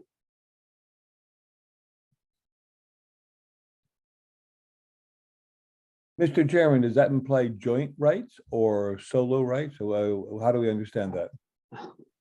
Or don't we? Well, the Don't we understand it? the applicant says that they have rights. Mr. Flaherty says that he has rights. So for the information that is currently before us is that it is joint rights. Okay, Unless someone wants to offer other testimony otherwise. Sorry, it's loading right now. Okay. However, and Mr. Backus, you can chime in whenever you want. Your drawing was not suggesting that there would be anything that was impeding. If someone in fact does have joint rights, there's nothing that impedes them from continuing to have access. Is that correct? Yeah, the proposed plan does not prevent access. Right. Yeah, when I look at near map here, it doesn't look quite the same as Google Earth. There is no well-defined path to the adjacent property.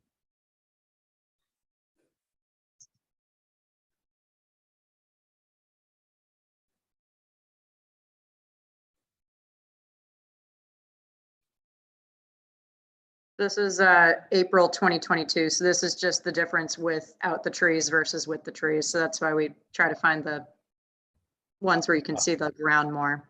Yeah. Great program. Mm-hmm. Super.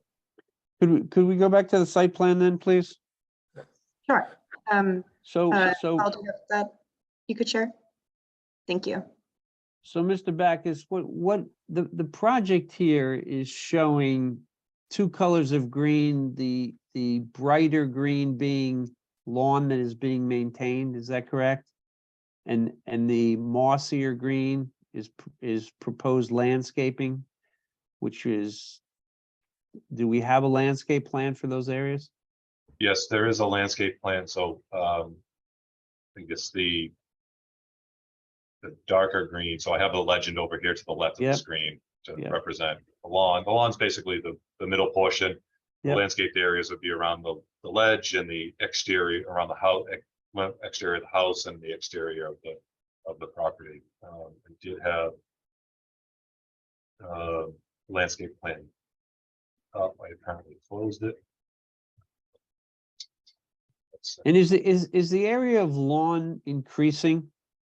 No, it's actually decreasing. So this is not a Okay, project that is proposing to increase lawn space or cut a view corridor or anything like that. If anything, this is to plant native species to help improve erosion control, flood control. The lawn is being reduced, and you would have defined walking areas within the lawn itself. and no regrading of the site, correct?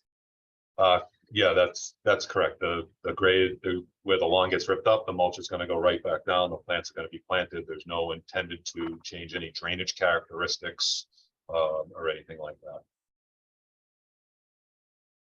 You know that this will require variance for work within the 50, I believe. And we submitted that. Yes. Yeah, and criteria: rare and unusual, extenuating circumstances, unexpected. Could you just speak to those issues here as to what's rare and unusual about this, and what are the extenuating circumstances of removing some lawn and all that? How you see it? There's a benefit to it, as I just mentioned. There's a benefit to improving erosion control, to some of the health of the trees with the removal of invasive species within the 50-foot, the poison ivy, some of the bamboo. It's gonna, with being so close, some of the work is being done within land subject to coastal storm flowage, improving flood control and erosion control like that. So that's some of the benefits to the projects within the 50-foot. Do you have a diagram that has the trees in situ on it, so you can see these trees that you're talking about? Let's see if I can't pull up some pictures here. Unless Charlotte, did you have pictures of the trees readily accessible? Yes, I can pull up the photos if that's easier. But did you say the trees to be removed or just the trees in the 50-foot buffer? Well, I'd like to see both. Okay. I'd like to see all the trees. I mean, typically, these plans will include the trees and also, indicating what's going to stay and what's going to be removed. Well, we still need that. So correct me if I'm wrong, Paul, but these trees in the front here, are those proposed to be removed on the plan? And then I can show the 50-foot buffer ones, which are not proposed to be removed, and they're just, some of them might be trimmed. Yeah, those trees are to be removed, and according to the survey, those are outside the 100-foot buffer. Okay. All right. And walking down to the 50-foot buffer, that's the drainage ditch that is between the two right-of-ways, or one of the right-of-ways. And then this is kind of staring down at the backyard, which slopes down to the water. So these are all the the trees that are existing on site. Sorry if the photos are a little blurry right now, but they'll come in. There we go. And those trees will stay? Question. Paul, yes, I believe no trees are being removed in the 50-foot buffer, but I think 2 are proposed to be trimmed. So there's 3 that are proposed to be trimmed within the 50-foot buffer. It's this larger one, right? This larger one in the corner, and then these 2 right here? Or the Yeah, ones with- closer to the house? There's 3 that are closest to the house, and then Okay. the applicant also mentioned there's 2 that are closer down to the wetland line. That is a 10-inch and a 24-inch that could potentially be dead or are being choked to death by ivy. These smaller ones closer to the water? Yes. Easy solution to that. Can be done with a pair of clippers. Get rid of the ivy. Well, you don't even need to get rid of it. You just cut it off at the trunk and it'll rot and fall off. Charlotte, do you have a report from an arborist indicating the quality of how healthy and lively these trees are that want to be removed or trimmed? For the ones outside of the 100-foot buffer, no. I don't think we have anything in writing from an arborist for these trees to be trimmed unless the applicant did obtain any assessments that they wish to share. But no, not with this notice of intent application. Okay. Yeah, because one of the things that happens here is that if we agree for clipping and trimming, it unfortunately tends to be in the end a lot more than what we envisioned. It'd be nice to have an arborist come in and indicate what branches are unhealthy, what has to be removed, so we have a document to work from, Charlotte. Charlotte, can you, is it just the one plan that we have? There is another landscape plan document, correct? Yes, I'm trying to pull those up right now. Sure, I can also pull it up too if you need me to. I have them now. Thank you. I have the hardscape and the planting. I'll show the planting plan. Okay, thank you. So this is the proposed landscaping plan. And I don't know if Trisha's on. She would be able to better speak to some of this. Unfortunately, I don't see her in the audience. Okay, so I mean, I can try to answer any questions about the proposed landscaping plans, but these identify the types of plants, the quantities, and you can kind of see. It's not without the color coding, but here's your area here where we're gonna plant some native species, and then along the southerly border of the property line, and then up against the house as well. That was shown in the lighter green on the site plan. So can I ask you to just stay still for a second so I don't lose this? They're off a little bit, but.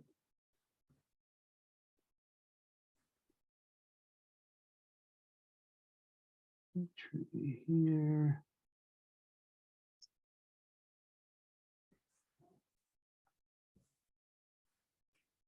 Just trying to see if there's, I think those are the existing trees, right? Except unless you go even further down. Down here. Down here. There's another one in the corner at the northern right of way. It's like a larger tree. Right where the Comptonia writing is and the Clethra anifolia. You mean this one? No, a little bit. Down the bottom. Down at the bottom in the bottom left corner. In the northern Down right- here? Yes. Oh, okay. And then there's the two that are the ones that are out front to be removed are they not shown on this plan anymore because they're removed? Is that the idea? They're outside of the 100.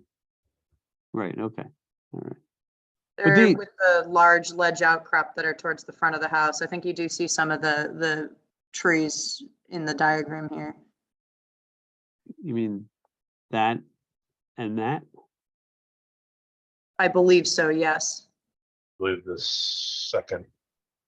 the other one might not be shown. It's very similar to, I think it's near the 34.74. It was like there, wasn't it? Yeah, Yeah. But they're, okay, so those are outside the hundreds, so, and then the ones on the back, you're just proposing to trim, correct? Correct, or potentially remove if they're dead. Right, okay. Well, This- if this- the dead doesn't count. This one here is under 12 inches, so we don't have jurisdiction. The other one, and then there, I don't think there was any thought about these out here, close to the water, were there? No, just the one Pennsylvania sedge that you just erased. I think that one was struggling is my understanding. Are there That trees, that was the one. mean, with this the one column of here? ivy. are there trees in the proposed plan? Mr. Chairman, what is the rule you're quoting as to those things that are 12 inches or less? We are out of, we don't have any authority over. What are we talking about? It's not a stormwater permit. No. Yes. In fact, we have no jurisdiction over trees and stormwater permit unless the applicant Yeah. requests Understood. such. This is a Yeah, wet, but- this is an NOI. I entirely agree, but I don't know of any regulation that says that trees under 12 inches are not included in the wetland regulations in terms of activity which constitutes alteration of the 50-foot buffer zone. Well, you're correct. Correct, yeah, the removal, destruction or cutting of vegetation, trees, that's all within our jurisdiction in the 100 Absolutely. buffer. But yeah, in terms of the 12 inches caliper thing, that's in regards to stormwater regulations, and we're not dealing with a stormwater permit. Well, Agreed. it's actually in reference to either set of plans that they only have to show trees over 12 inches. Right, this- yeah, for in this- stormwater. No, for wetland as well. Um, In the preparation of plans, that's what's required. I can double check, but I don't think that's in the wetlands regulations. Well, we don't have to get into it. Okay, But anyway, but yeah, they're not proposed to be removed and they're just proposed to be trimmed, then, yeah. But I know we had some comments about the concerns as to the status of the trees, so I don't know if the commission would consider a condition about if any trees need to be removed, we need to see a report from, certified arborist or another professional who can provide that information. Charlotte, I think that we agree. I think that's necessary. We also need the arborist to include what he would say is recommended trimming Mhm. and necessary pruning for what I would call health and safety reasons for the tree. Okay, yeah, Otherwise, you can go and take anything you want off. yeah, we have, it's kind of like a little bit of a gray area, but we have a lot of regulation guidance about, pruning, corridor cutting, vista pruning, things like that. Not all of it is subject under an NOI. It's mostly subject to the agent, but if the commission does want to see that for these trees in the 50-foot buffer, I think that's a reasonable request.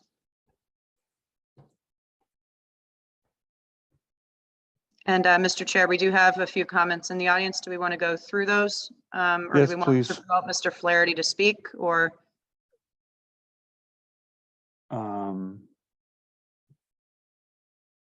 Yes, sure. Are the comments all from Mr. Flaherty? Yes. Okay. Hi, Kevin. Hello, Charlotte. Good evening. My point that I put in the Would you text, state your address, please? I'm sorry, Kevin and Deborah Flaherty, 76 Nichols Road. Thank you for your time. My wife and I just became aware of this project yesterday morning because we had been away. Mhm. And the right-of-way between the two homes, which I believe is a right-of-way that's accessed by others or accessible by others according to their deed. It's shared. That's the way that we would launch kayaks and things of that nature. I can see that it's not being impeded. There's a driveway in the right-of-way. The three lines, the dotted line is the northern part of the right-of-way. Yes. The the middle line. The middle line is the middle of the right of way and the bottom line is on our side. According to the deed, it's 22 feet wide. And you can see that at the far left-hand side where it meets the inner harbor. So because we haven't had time to make sure that we'll still be able to use the deeded right of way to access the water, we would just ask that we would be given more time so that we can see the plan, so we can understand what's going on, and so that we can rest assured that our deeded right to that right of way would be maintained. So, Mr. Flaherty, do you currently walk through the wooded portion or do you walk on the abutter's lawn? The abutter's lawn, that's correct. Okay. There's a path that leads down from the back of our house where the, someone noticed the outcropping. There's a set of stairs that goes down over the rock. There's a path that leads down to the lawn, and we pass through some bushes. We turn left, west to access the water, and we do walk across the grass that's there. Yes. And so somewhere in that, let's call it 11 feet between the center line and Yeah. the northern line is Yes. where you cut through. I assume where you're talking about cutting through is right there. Is that correct? If you see, let's see here, where the word right in right of way appears twice on from the left. Yes. It's yes. in that area there that we walk through. So you come down off your property like this somehow, Yes, that's correct. and then you cut through here. We turn sharp left where you're, yeah, just like, yes, just as you're displaying, yeah. All right. So your concern is that if they were to landscape this area right here, sorry, it's going to take me a second, right there, that would block your access to the waterfront. Is that correct? If they're gonna plant nice things, I don't want to walk across the nice things that they've planted and crush them while I'm trying to put my kayak in. Right. You know, we're all neighbors and we all want to get along. And like I said, we just became aware of this yesterday. So I haven't had a chance to talk to my neighbor, to see any of this and to come to any understanding, and to express the fact that we want to be able to maintain our access. Yes. Mr. Chair, Nick is also raising his hand. I don't know if he has responses to those questions and comments. Nick, you're muted. Yeah, no, thanks, Charlotte. And Kevin, I do appreciate your questions and concerns. I did just want the commissioners to understand that I had reached out to Mr. Flaherty, who was away over the last month, as I understand, to address any questions and concerns through some text messages. But this kind of this forum, while certainly not particularly neighborly, is certainly within his rights to bring up his concerns. And it is our intent all along to not impede with vegetation, landscaping, et cetera, the right of way. And I think the plans as proposed only improve the right of way. We're more than happy to make whatever accommodations within that, as you mentioned, 11-foot area, Mr. McFarland, that we need to not allow Mr. Flaherty from accessing Little Harbor. Certainly the pitch and the topography of that specific area where he wishes to access is quite steep, and that is the area as outlined, which has existing poison ivy and other invasive species there. So my concern would be whether that would be feasible and doable with the existing conditions. I'm sorry, if what would be feasible, I apologize.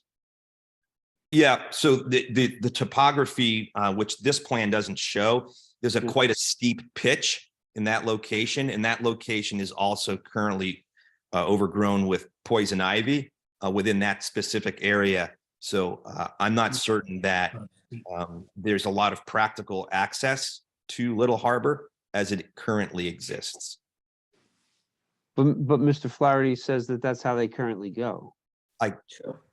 Is that not I correct? think that potential exists there. I have not accessed the harbor that way myself, nor seen anybody else, but certainly that's certainly very feasible if there is to be no changes made in that corner of the property. We're comfortable with that. Mhm. Okay. Is it not safe to assume that in your landscaping plans for that area, you would endeavor to have the poison ivy and any other noxious plants removed? I would think that would be a natural. It says right there, You're gonna be remove working there poison anyway. ivy. It says right there, remove poison ivy. Yeah. So you're gonna be working there anyway, so you're gonna be cleaning it out.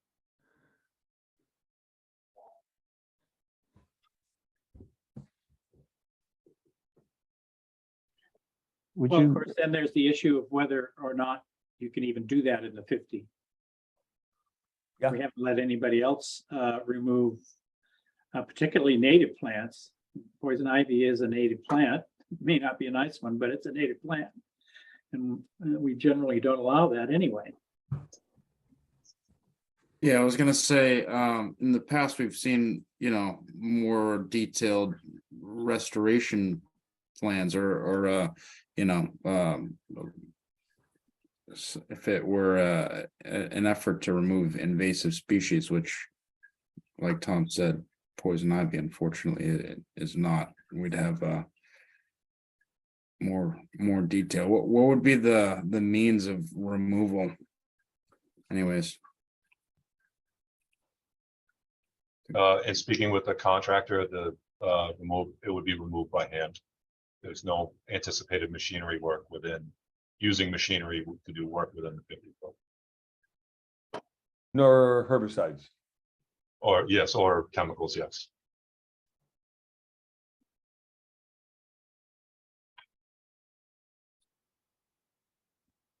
so, Mr. Warendorf,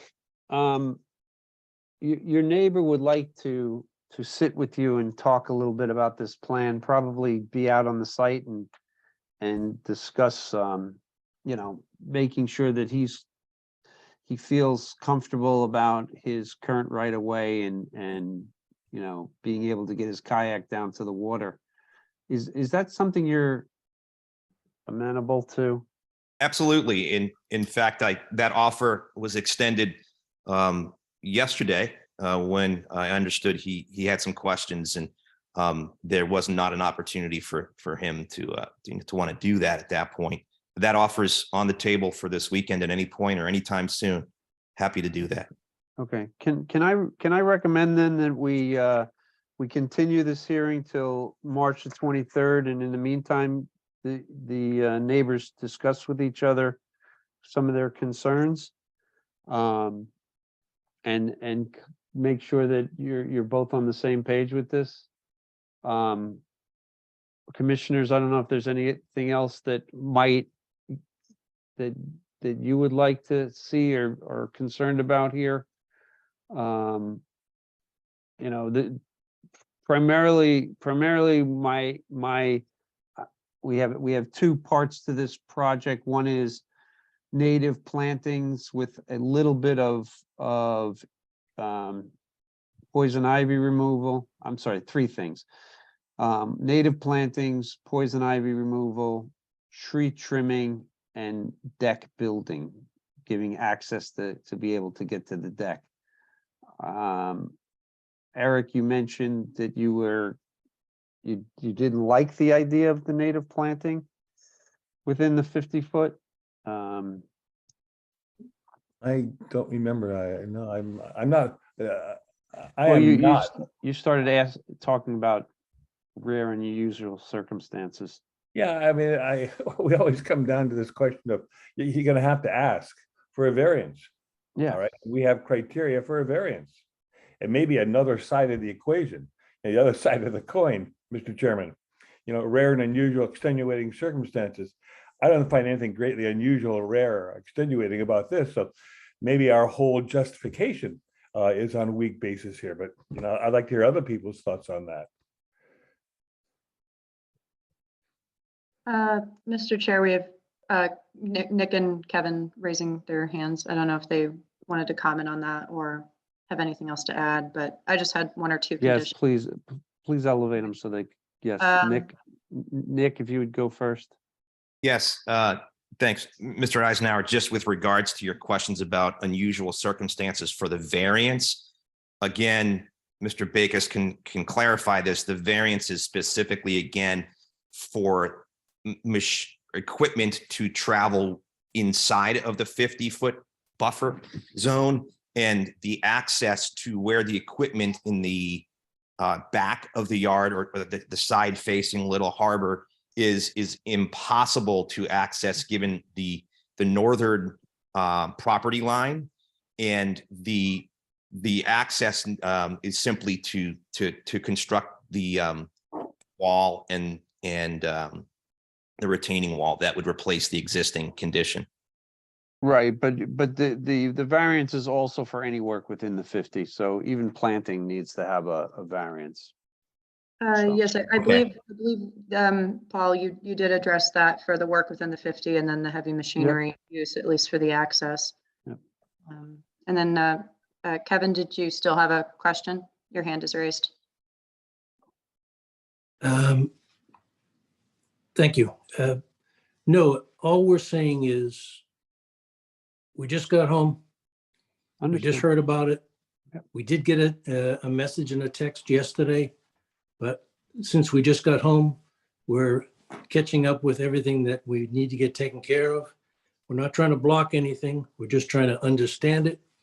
And in understanding it, make sure that we can still access the property. Right.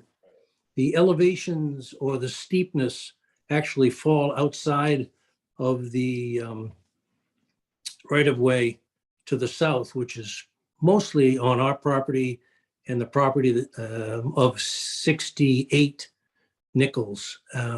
So accessing it has been done through that grassed area now for quite a while. And because it's the only level spot, the right-of-way is the only level spot to get through. But we just want to have time so that we can meet, look, discuss, make sure that we can do it. That's all. Yep. Well, your neighbor has graciously offered to meet with you and accept the continuance until March the 23rd. So thank you. We'll take it from there. Thank you. All right. Thank you. Thank you very much. Yes. Our next hearing this evening is an NOI 23-08. I will read it into the public record.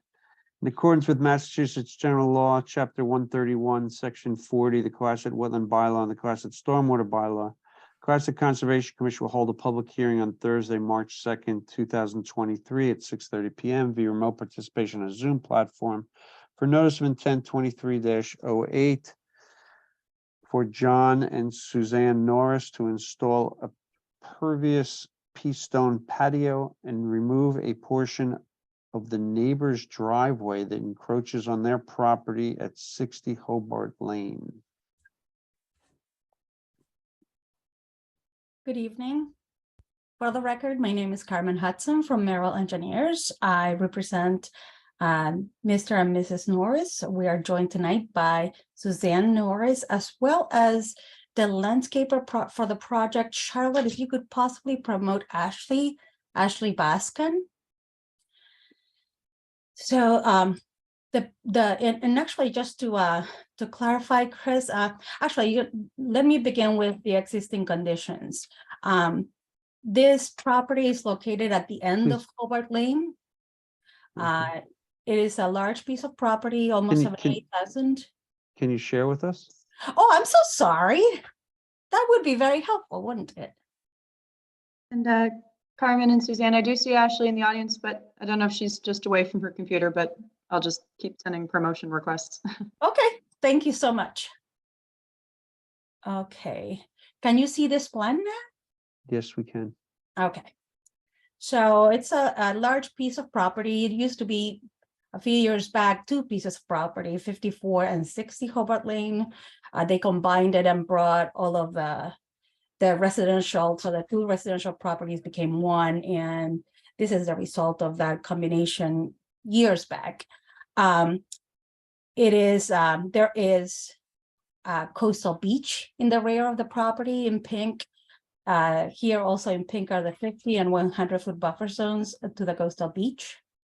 There is also a coastal dune in the rear of the property.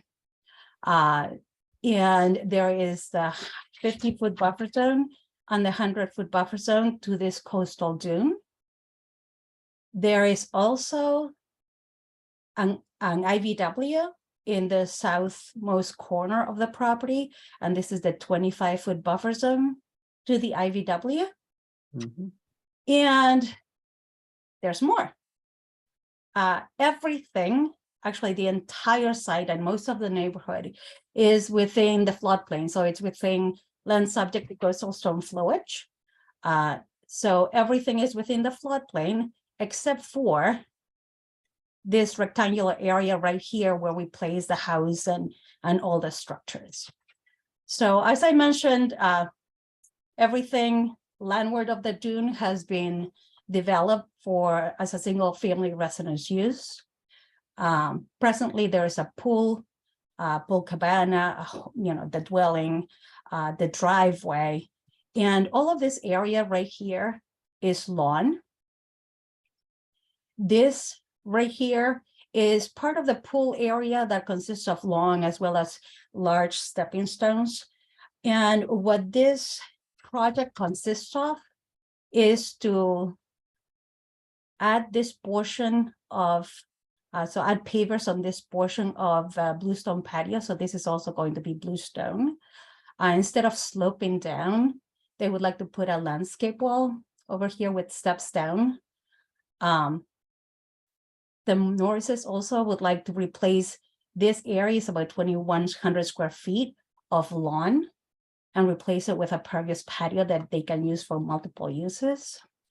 I think it may have been a month or two back, the neighbors to the west of the Norrises came to you for a notice of intent to redevelop their property. This portion of the pavement, it's going to be removed. However, it is within the Norris's property. So this will be removed from, it's within the land subject to coastal storm flowage, slightly in the 100-foot buffer zone. And I am so sorry, I don't know if you can hear my dog scratching the door, but he really wants to participate in the hearing. Good, I'm glad. And this area right here, you see all of the reason why this is outside of the floodplain is because this area of the lot is elevated. Mhm. All of this around is an AO, depth of 3 feet, which is normally what you see behind a dune. But in any case, this area already has been developed with lawn and the stepping stones. It's a little bit higher, and there is one very damaged 7-inch dogwood tree right here. So we're planning to remove that tree, and we're planning to put a patio here that is going to be, the edge of the patio will be bluestone and the inside will be pea stone, and this is a proposed fireplace. So that will be the entirety of the project. This existing landscape materials will be relocated, within the landscape areas anyways. This area right now, it's, I believe there are steps or it's lawn. And also the existing plantings will be located here. We filed a variance application because we are going to be temporarily, and permanently, because this is over 2,100 square feet, changing or accessing this land subject to coastal stone flowage, and your bylaw has a maximum of 1,000 square feet. So we're asking for a variance for that. However, we are replacing the lawn, with a pervious patio. The total increase of impervious materials in the whole site is less than 300 square feet, like 285. And the total area of alteration, including temporary alteration, while things are being moved around, it's 3,000 square feet at most. So this doesn't trigger a stormwater permit. This area is already developed. The resource area that we would be affecting or altering is the land subject to coastal stone flowage, which has no standards, performance standards. However, we're not changing the grade here either. So as far as flooding is concerned, this wouldn't change anything. And we're also changing materials, pervious to pervious. As far as we also, just in case, submitted a variance request for maybe replanting this area. So we're just talking about using the same existing plants and putting them over here. And this is a 50-foot buffer zone to the most restrictive, coastal resource area. So that is it. I am very glad that I'm finally in front of you with not an extremely complicated or controversial project. So I hope you're glad too. And with this, I would be happy to answer any questions. Oh, and I'm sorry, before I forget, we also received 4 letters of support. And Charlotte, if you would like to read them into the record, I have been on this Zoom call since 6:30. So if you want to go to bed as soon as I do, I would say, we don't have to read them, but just for the record, they come from the Powers at 55 Hobart Lane, the Raregans at 46 Hobart Lane, and the Kipps at 41 and 25 Hobart Lane. Okay, thank you. We'll add them to the record. We don't need to read them tonight. Thank you. Thank you. We are part of the record officially. Thank you, guys. So Charlotte, it seems that this is the real question here is the increase of impervious within the flowage. Land subject to coastal storm flowage and the 100-foot buffer to the coastal dune. And then there is just minimal planting work proposed just within the 50. Right. But all other work is outside of the 50, but they are either permanently and or temporarily altering previously disturbed land subject to coastal storm flowage. So it's, and Carmen said, about 3,000 square feet. So we would need a variance for those 2 things. Okay. Any questions, commissioners? Any questions from the public? I have a comment, Chris. Okay. I would like to congratulate the Norrises on a fantastic, what I would call dune restoration project they put in here. They have planted and successfully restored a very large section of dune with wild beach grass, which was not there before. And I think that's the kind of thing we should hold up as the example for a lot of the coastal developments in Cohasset. So I take my hat off to them. Great, thank you. Thank you. Eric. Thank you, Eric. Okay. Any other comments?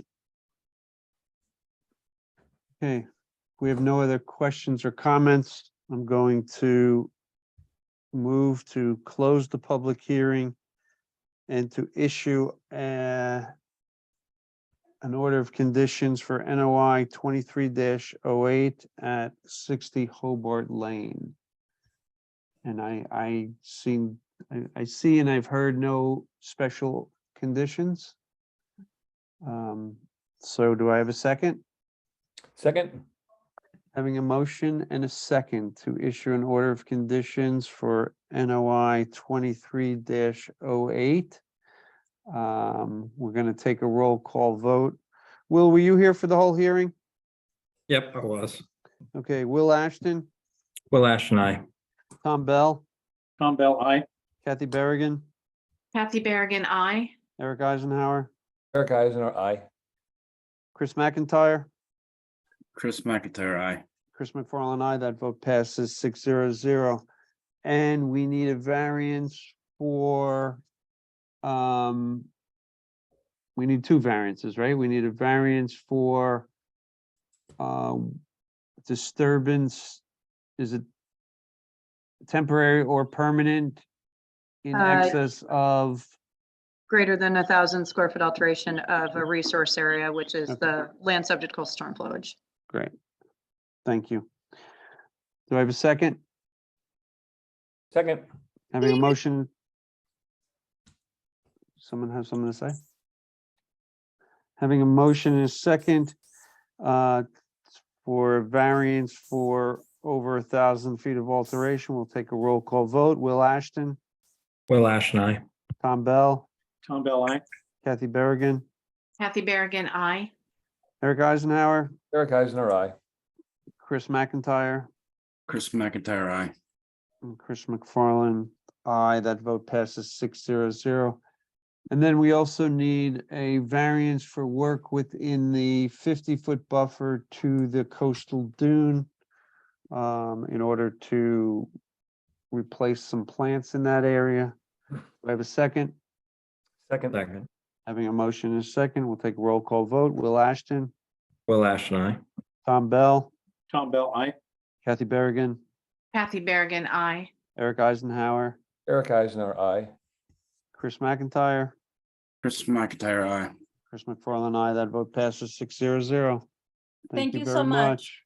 Have a good night.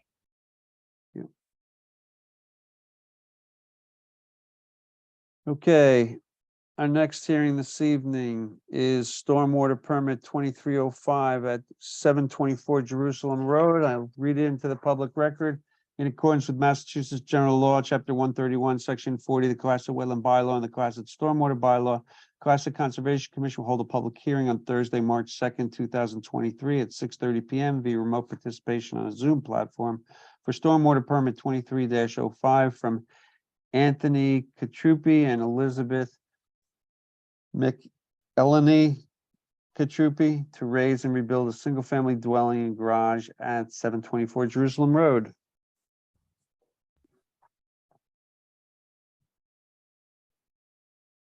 All right, thank you, Chris. Jeff Hassett here, civil engineer with Morse Engineering.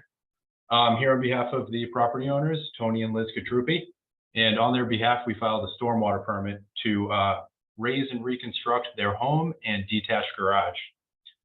So this property is located, it's a Jerusalem Drive address, but it's accessed via a right-of-way, and it's about 700 feet south of Jerusalem Road. The property itself is Jeff, about, I'm sorry, you said Jerusalem Drive? no, Jerusalem Road, I'm sorry. Okay, I just wanted clarification for the record. Thank you. Yeah, and I know there's drive and road drive and lane. So this property it's a large property. It's about 5 acres. It's entirely upland, and it's developed with the single family home, which is located right here. That was built in 1950. It's accessed via the right of way here, and they have a paved driveway located here and a detached garage located right here. Runoff from this project area generally flows in a northerly direction. And the proposed work will be to demolish the home, build a new single family home, generally in the same location. It's moved back about 18 feet. And then also construct a new garage, generally in the same location. It's being rotated. The driveway will remain and then it will be expanded by about 400 square feet here to coincide with the new garage space. The project only increases the impervious by 582 square feet. For stormwater mitigation, we're specifying a pervious patio located here and detailed here. The roof runoff will go to 3 drywall systems located here, here, and here. We have test bits in each one of them. And the dry wells are detailed here with elevations. And we're adding a stone trench along the down gradient side of the driveway, shown here in detail here. So the project results in a reduction of runoff as required. There are actually no trees that need to be removed for this project. For good measure, we are specifying 5 native trees in the backyard. And the limit of work is shown as a dash line, in the areas that are down gradient, defining the limit of work, are bold, and there'll be a mulch sock and siltation fence at those locations. So with that, I'll turn it over to you, and I'm glad to answer any questions. Thank you very much. Commissioners, any questions, comments, concerns? Yes, I have one. Jeff, hi. Hey. Is there any ledge that's going to be removed? There's quite a bit of ledge on that property. Only for the foundation.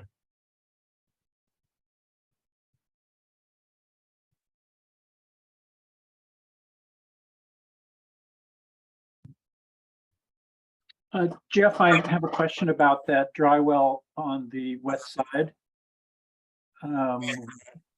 Why have you put it at the base of the slope? Why not higher up and take advantage of that additional infiltration you're going to get?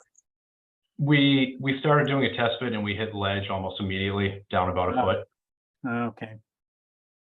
That was our first spot, and then we kind of worked our way down until we got deeper natural material.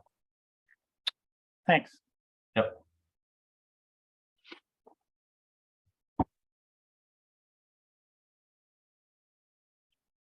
Any other questions? Anyone from the public?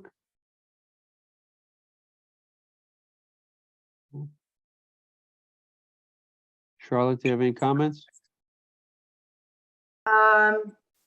That doesn't necessarily pertain to the project, but just wanted to let the commission know that when I visited the site, I did see some wood chipped areas and some previous tree removals. So I just clarified with the owner that when they bought the property, before they bought the property, there was a large storm in October 2021. A lot of those trees had been damaged and fallen, and the previous owners, contractors, had probably wood chipped that area.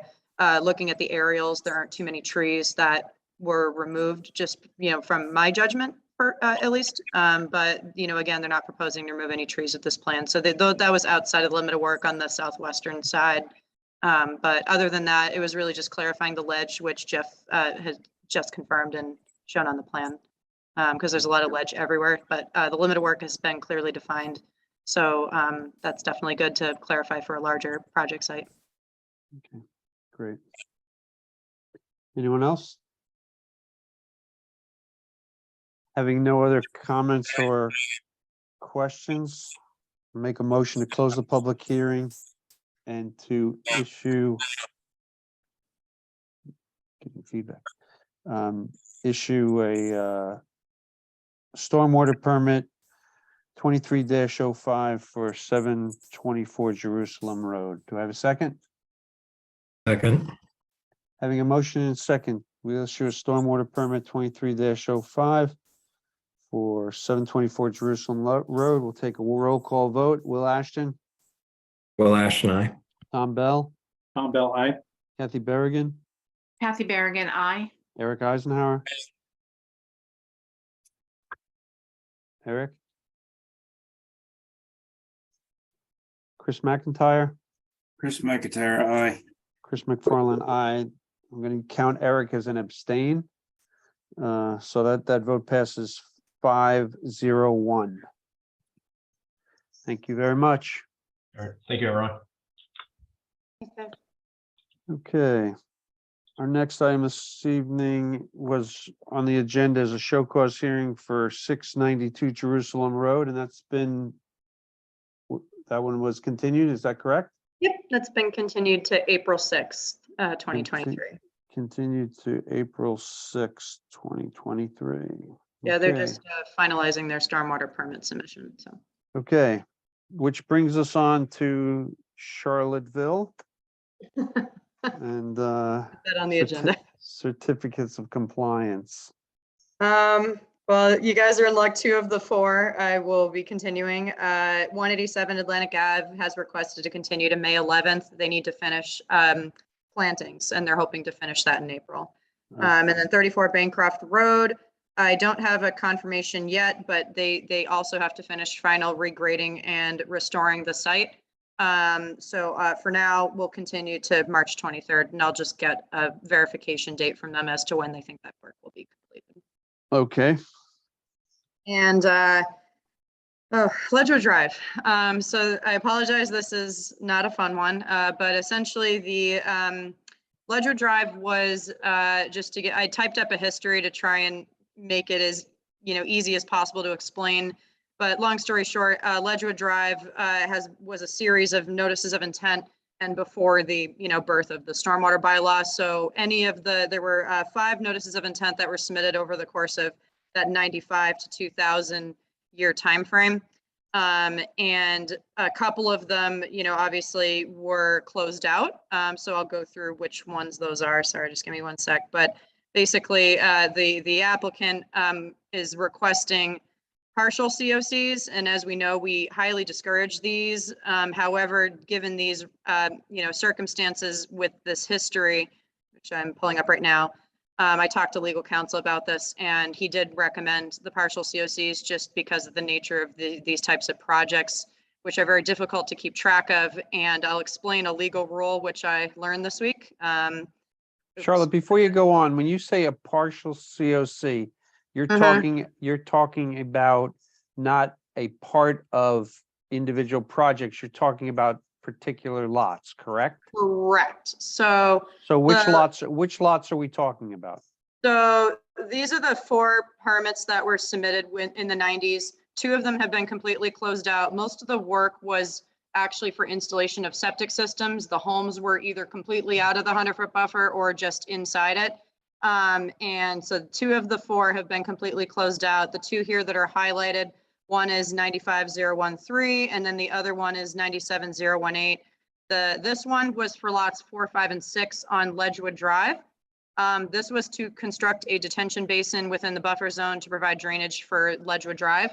Looking at the plans that were approved, it's actually kind of weird. Only lot 4 shows the work. There's actually no lot 5 or 6 for Ledgewood Drive. I believe this was some sort of filing error. There are lots 4 and 5 for Ledge Way, which is 2 streets down. And for some reason, the registry connected lots 5 and 6 Ledge Way under this order and under this DEP number, which is why it's still tied to the deed for 25 Ledge Way, which has now been combined. So there is definitely evidence of the work being done and constructed on lot 4. I just do not have a certificate of compliance for it. And I can explain why, unfortunately, we're kind of short out of luck here for that one. But basically the explanation is the attorney on behalf of the applicant was asking for a partial COC just for lot 6 because the work was never done for this particular order on Ledge Way, which is 2 streets down from Ledgewood Drive. So again, I'm not sure why. It might have been some sort of recording error. And then it kind of also relates to this second 1997 notice of intent. Lot 12 was combined with 25 Ledge Way with lot 6 Ledge Way. So these lots were combined to eventually form the Situate Tennis Club, I believe. And only partial COCs were issued for lots 9 and 10 for the work. And a complete COC was obviously not issued because the lots, have since been split up and sold and combined and now are owned by many different parties. So these are the lots 6 and 12 are really the only lots that were now combined, and they're part of 25 Ledge Way, which is the tennis club. So that's why the applicant and attorney are asking for partial COCs and not complete COCs, since they're no longer responsible for the orders. And the reason why that is after talking with legal counsel, there is a fun rule called the statute of repose, where basically the commission has enforcement powers to hold either the original owner or a new owner within 3 years of the sale date or within the original owner or previous owner passing away. So basically, by looking at the assessor's records, we're outside of that 3-year time frame for the current owner of this parcel. The property was purchased by, I think it's like Black Realty Trust or something in 2008. So if this property were to ever be sold to a new owner, the statute of repose would actually restart. And that includes for the other permit too.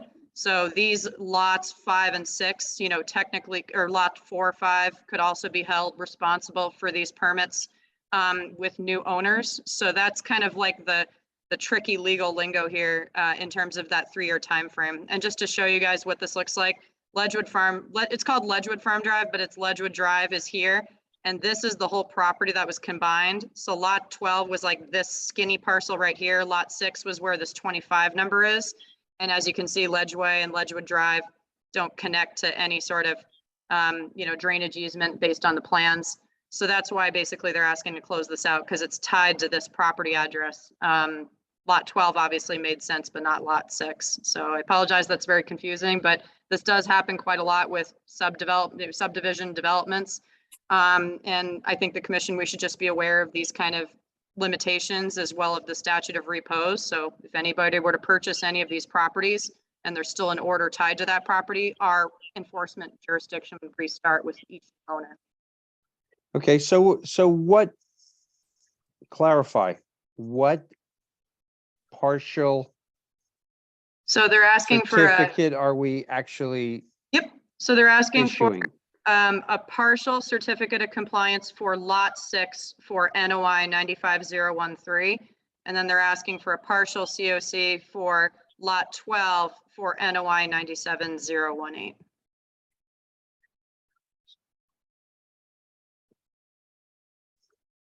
Yeah, this one's fun.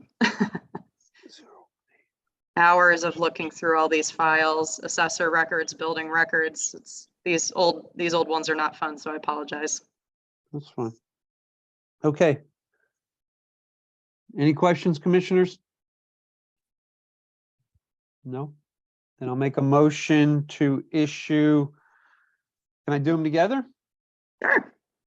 I make a motion to issue a certificate of partial certificates of compliance. The first being for lot 6 of NOI 95-013, and the second being a partial for lot 12 NOI 97-018. Do I have a second?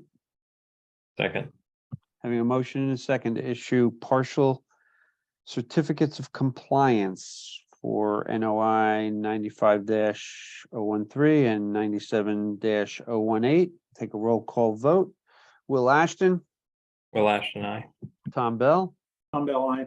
Kathy Berrigan, Kathy Berrigan, aye. Eric Eisenhower, Eric Hausner, aye. Chris McIntyre, Chris McIntyre, aye. Chris McFarland, aye. That vote pass, those votes pass 6-0-0. Okay, our next item is agent updates. Oh, no, okay. So just to give you guys a quick follow-up, few updates on 83 Atlantic Ave. This was a raise and rebuild that we recently approved within the last few months. They just did their blasting surveys. There were some concerns from residents about the noise level.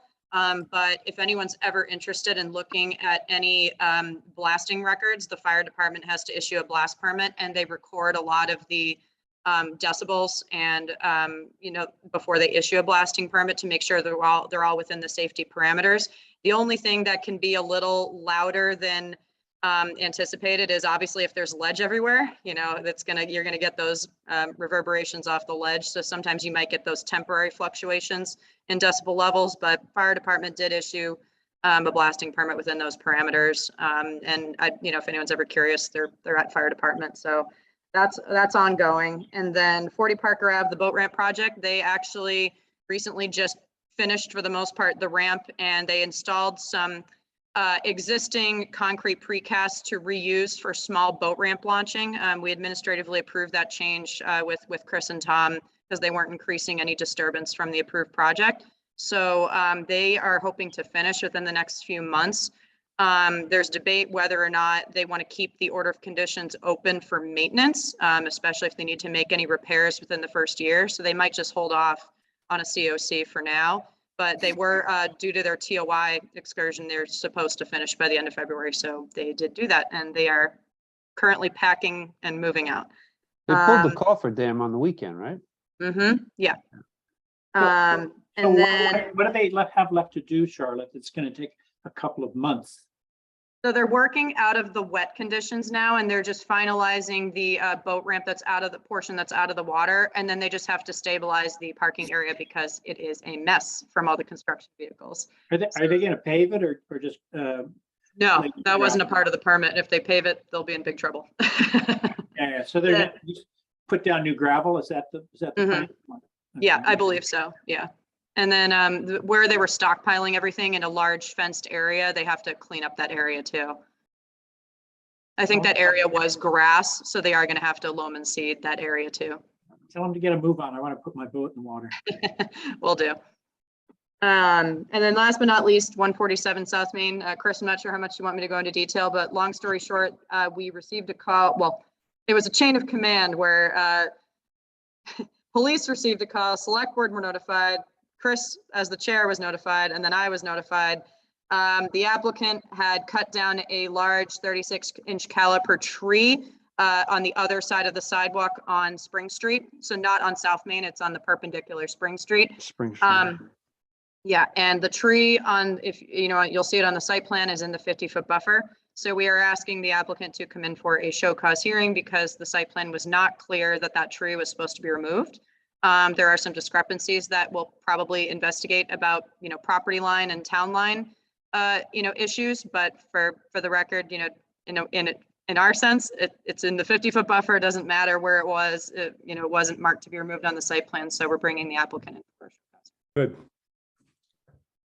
And the tree's been completely removed, by the way, not just down to the stump. It's been completely ripped out and taken away. So fun. What kind of tree was it? Was that Chris?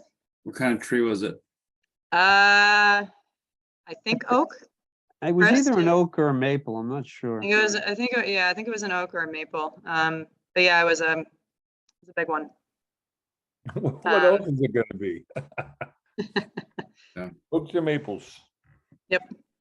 And then for other updates, I'm sorry with the larger meeting, I didn't have time to finalize the special conditions boilerplate, so I'll have that for you guys next time. However, I do have an answer for you on the 75% rule. That is actually from the DEP replication guidelines. So that's why a lot of wetland scientists will put that in their restoration plans and reports to have 75% growth success rate within 2 years.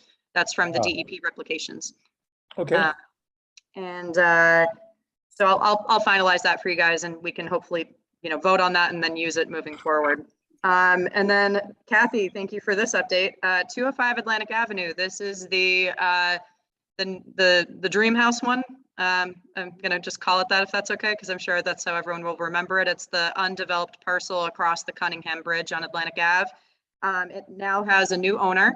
The sale advertisement was a little bit misleading. So thank you, Kathy, for pointing that out. So I reached out to the people who posted it and just told them that, you know, the new owner needs to contact me with any questions, but either way, any changes to the site plan will have to come back to conservation. I was told that the owner and their attorney are very aware of the process, but I did just get my name out there and I said, I'm happy to call and chat with them. And ironically, I did get a call, Kathy, I think the next day from the engineer who kind of indicated that the changes they are thinking about are not going to be minor. So it'll probably be a whole new notice of intent if, you know, We're back again. yes, He doesn't, we are they back don't want, again. they don't want to live underground. Is that it? Yeah. I guess not. Surrounded, also the, surrounded by Japanese knotweed. Yeah. Yeah. Also, And I lots did, of- I pointed out a few discrepancies in the ad. The ad literally said, use the approved site plans or bring your own and build. I was like, no, that's not, no, can't do that. They also said, Realtors say that all the time. We see it all the time. you it's know? very frustrating. This isn't the first time I've seen that. Did They you also work- said fully approved landscape plans. That is not true. Chris and I That's had not- not no, yet no, no. approved the landscaping plan. We were still going back and forth on trees. Sorry, Eric, did you have a question? Yeah, I want to make sure that they've been warned not to upset Tom Bill's fishing grounds. You better not. This is Tom's fishing hole, all right? You know, it's, Put that in the notice of intent, variance yeah, request. he's a nasty guy. Well, there's So yeah, we'll stay tuned. When you guys see it on the agenda, you'll know, but Okay. if they stick with the plan, great. But if not, they're gonna have to probably come back to us for a new permit and a new storm permit. So we've managed to Sale save the price. tennis court. Oh, what was that, Eric? Sorry. I said we managed to save the tennis court. Yep. Charlotte, what was the sale price? Do you know? 4.5 million. Oh, well, he broke even then. Yeah, and tell me, how big a plot is it? You know? Do you remember? 2.1, 2.2? Yeah, it's Yeah. 2.1, it's close to 2.5 acres. Okay. That's fair price. Ledge. And- Lots Hey. of ledge, lots of And trees, buffer. lots of knotweed. Japanese knotweed everywhere, full of So it's a invasive. Tennis court. I visited a potential client today who bought a home that I guaranteed the renovation is going to cost more than that piece of land did. Oh, goody. I mean, In man, Cohasset? no, Hingham. Mm.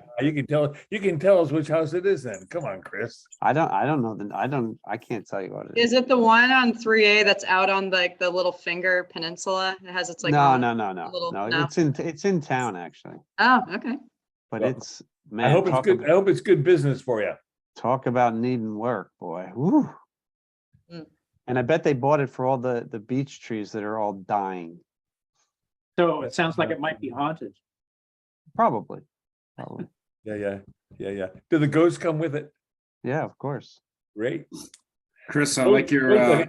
your design for the library there. You got my Yeah. design. Yeah, Thank look you. Very great. nice, natural amphitheater type thing going on there. I I need a like it. stormwater permit, Chris. Where did you see it? It came out in the Chris. Pratt Library mailing. Is it actually Wow. going to look like the diagram? I hope Of it course. does. Yeah, yeah. It was in Stroll, but I wasn't mentioned, so. I know. I was wondering, someone Okay. said that to me the other day, oh, it looks good. And I'm like, well, where'd you see it? It's right on the pic front of the Pratt Library I mailing. like my magazine. Oh, with like a donation box in front of it? Says, It's got a little sign designed by Chris McFarland, right in the lower right-hand corner, All right, with your fingerprint on it. Great. good. There's a new Okay. Now, stormwater now I permit. can now I can retire from everything in the town. I've done my duty. Yeah, he can come and do my roses up. Okay. All right, anything else? No. 48-hour Um, issues? I had two No. quick things. Go Sorry. ahead, Uh, quick. Well, we have 2 administrative stormwater permits and we have concerns, so I will probably be bringing them in for show cause. So I apologize for all the show cause hearings in March. And then I sent you guys an email, so just, take your time, read it, look at it. I am going to start the revisions to the wetlands regulations, and I put in a tentative schedule because, this is obviously a lot of work, so I'm trying to space it out. I want to try and see if I can get you guys a finalized product for you guys to look at by Labor Day. So I will try my best. But as you know, life gets busy and I'm pulled away for site visits. Yeah. And so just, I put in a bunch of comments today, so I haven't really started tearing it apart yet, but I did put in some edits, put in a lot of comments from what I collected from all of you. And I apologize if I forget anything that you guys suggested. It was all in my head and I was just vomiting it onto the page. So if you guys have any edits, comments, it's a workable document. It's in OneDrive. I also sent it via email. So I'm going to start just tearing apart each section week by week and hopefully get council to just spend some really good time on it. That's why I gave them a month in my calendar and not just have them look at it and say, looks good. Some of the language is inconsistent with the Wetlands Protection Act. That's the main reason why I'm asking them to look at it. And so just delve Okay. in. Keep up the good work, Charlotte. You got 3 weeks till the next meeting. You should be able to finish it by then. Oh, yeah, totally. No sleep, no lunch. Yep. What? Come on, you're young. Sleep? Why not? You must be joking. You All right, anything youngsters else? don't sleep. Yeah, no, I can do it. I can do it. Caffeine. Anything else? Caffeine and candy. Nope, that's it. That's it? Yeah. Make a motion to Good job, guys. close, make a motion to adjourn. Do I have a second? Second. All in favor? Aye. Aye. Great meeting, Chris. Thank you. Thanks, Thank guys. you. We'll see you all in 3 weeks.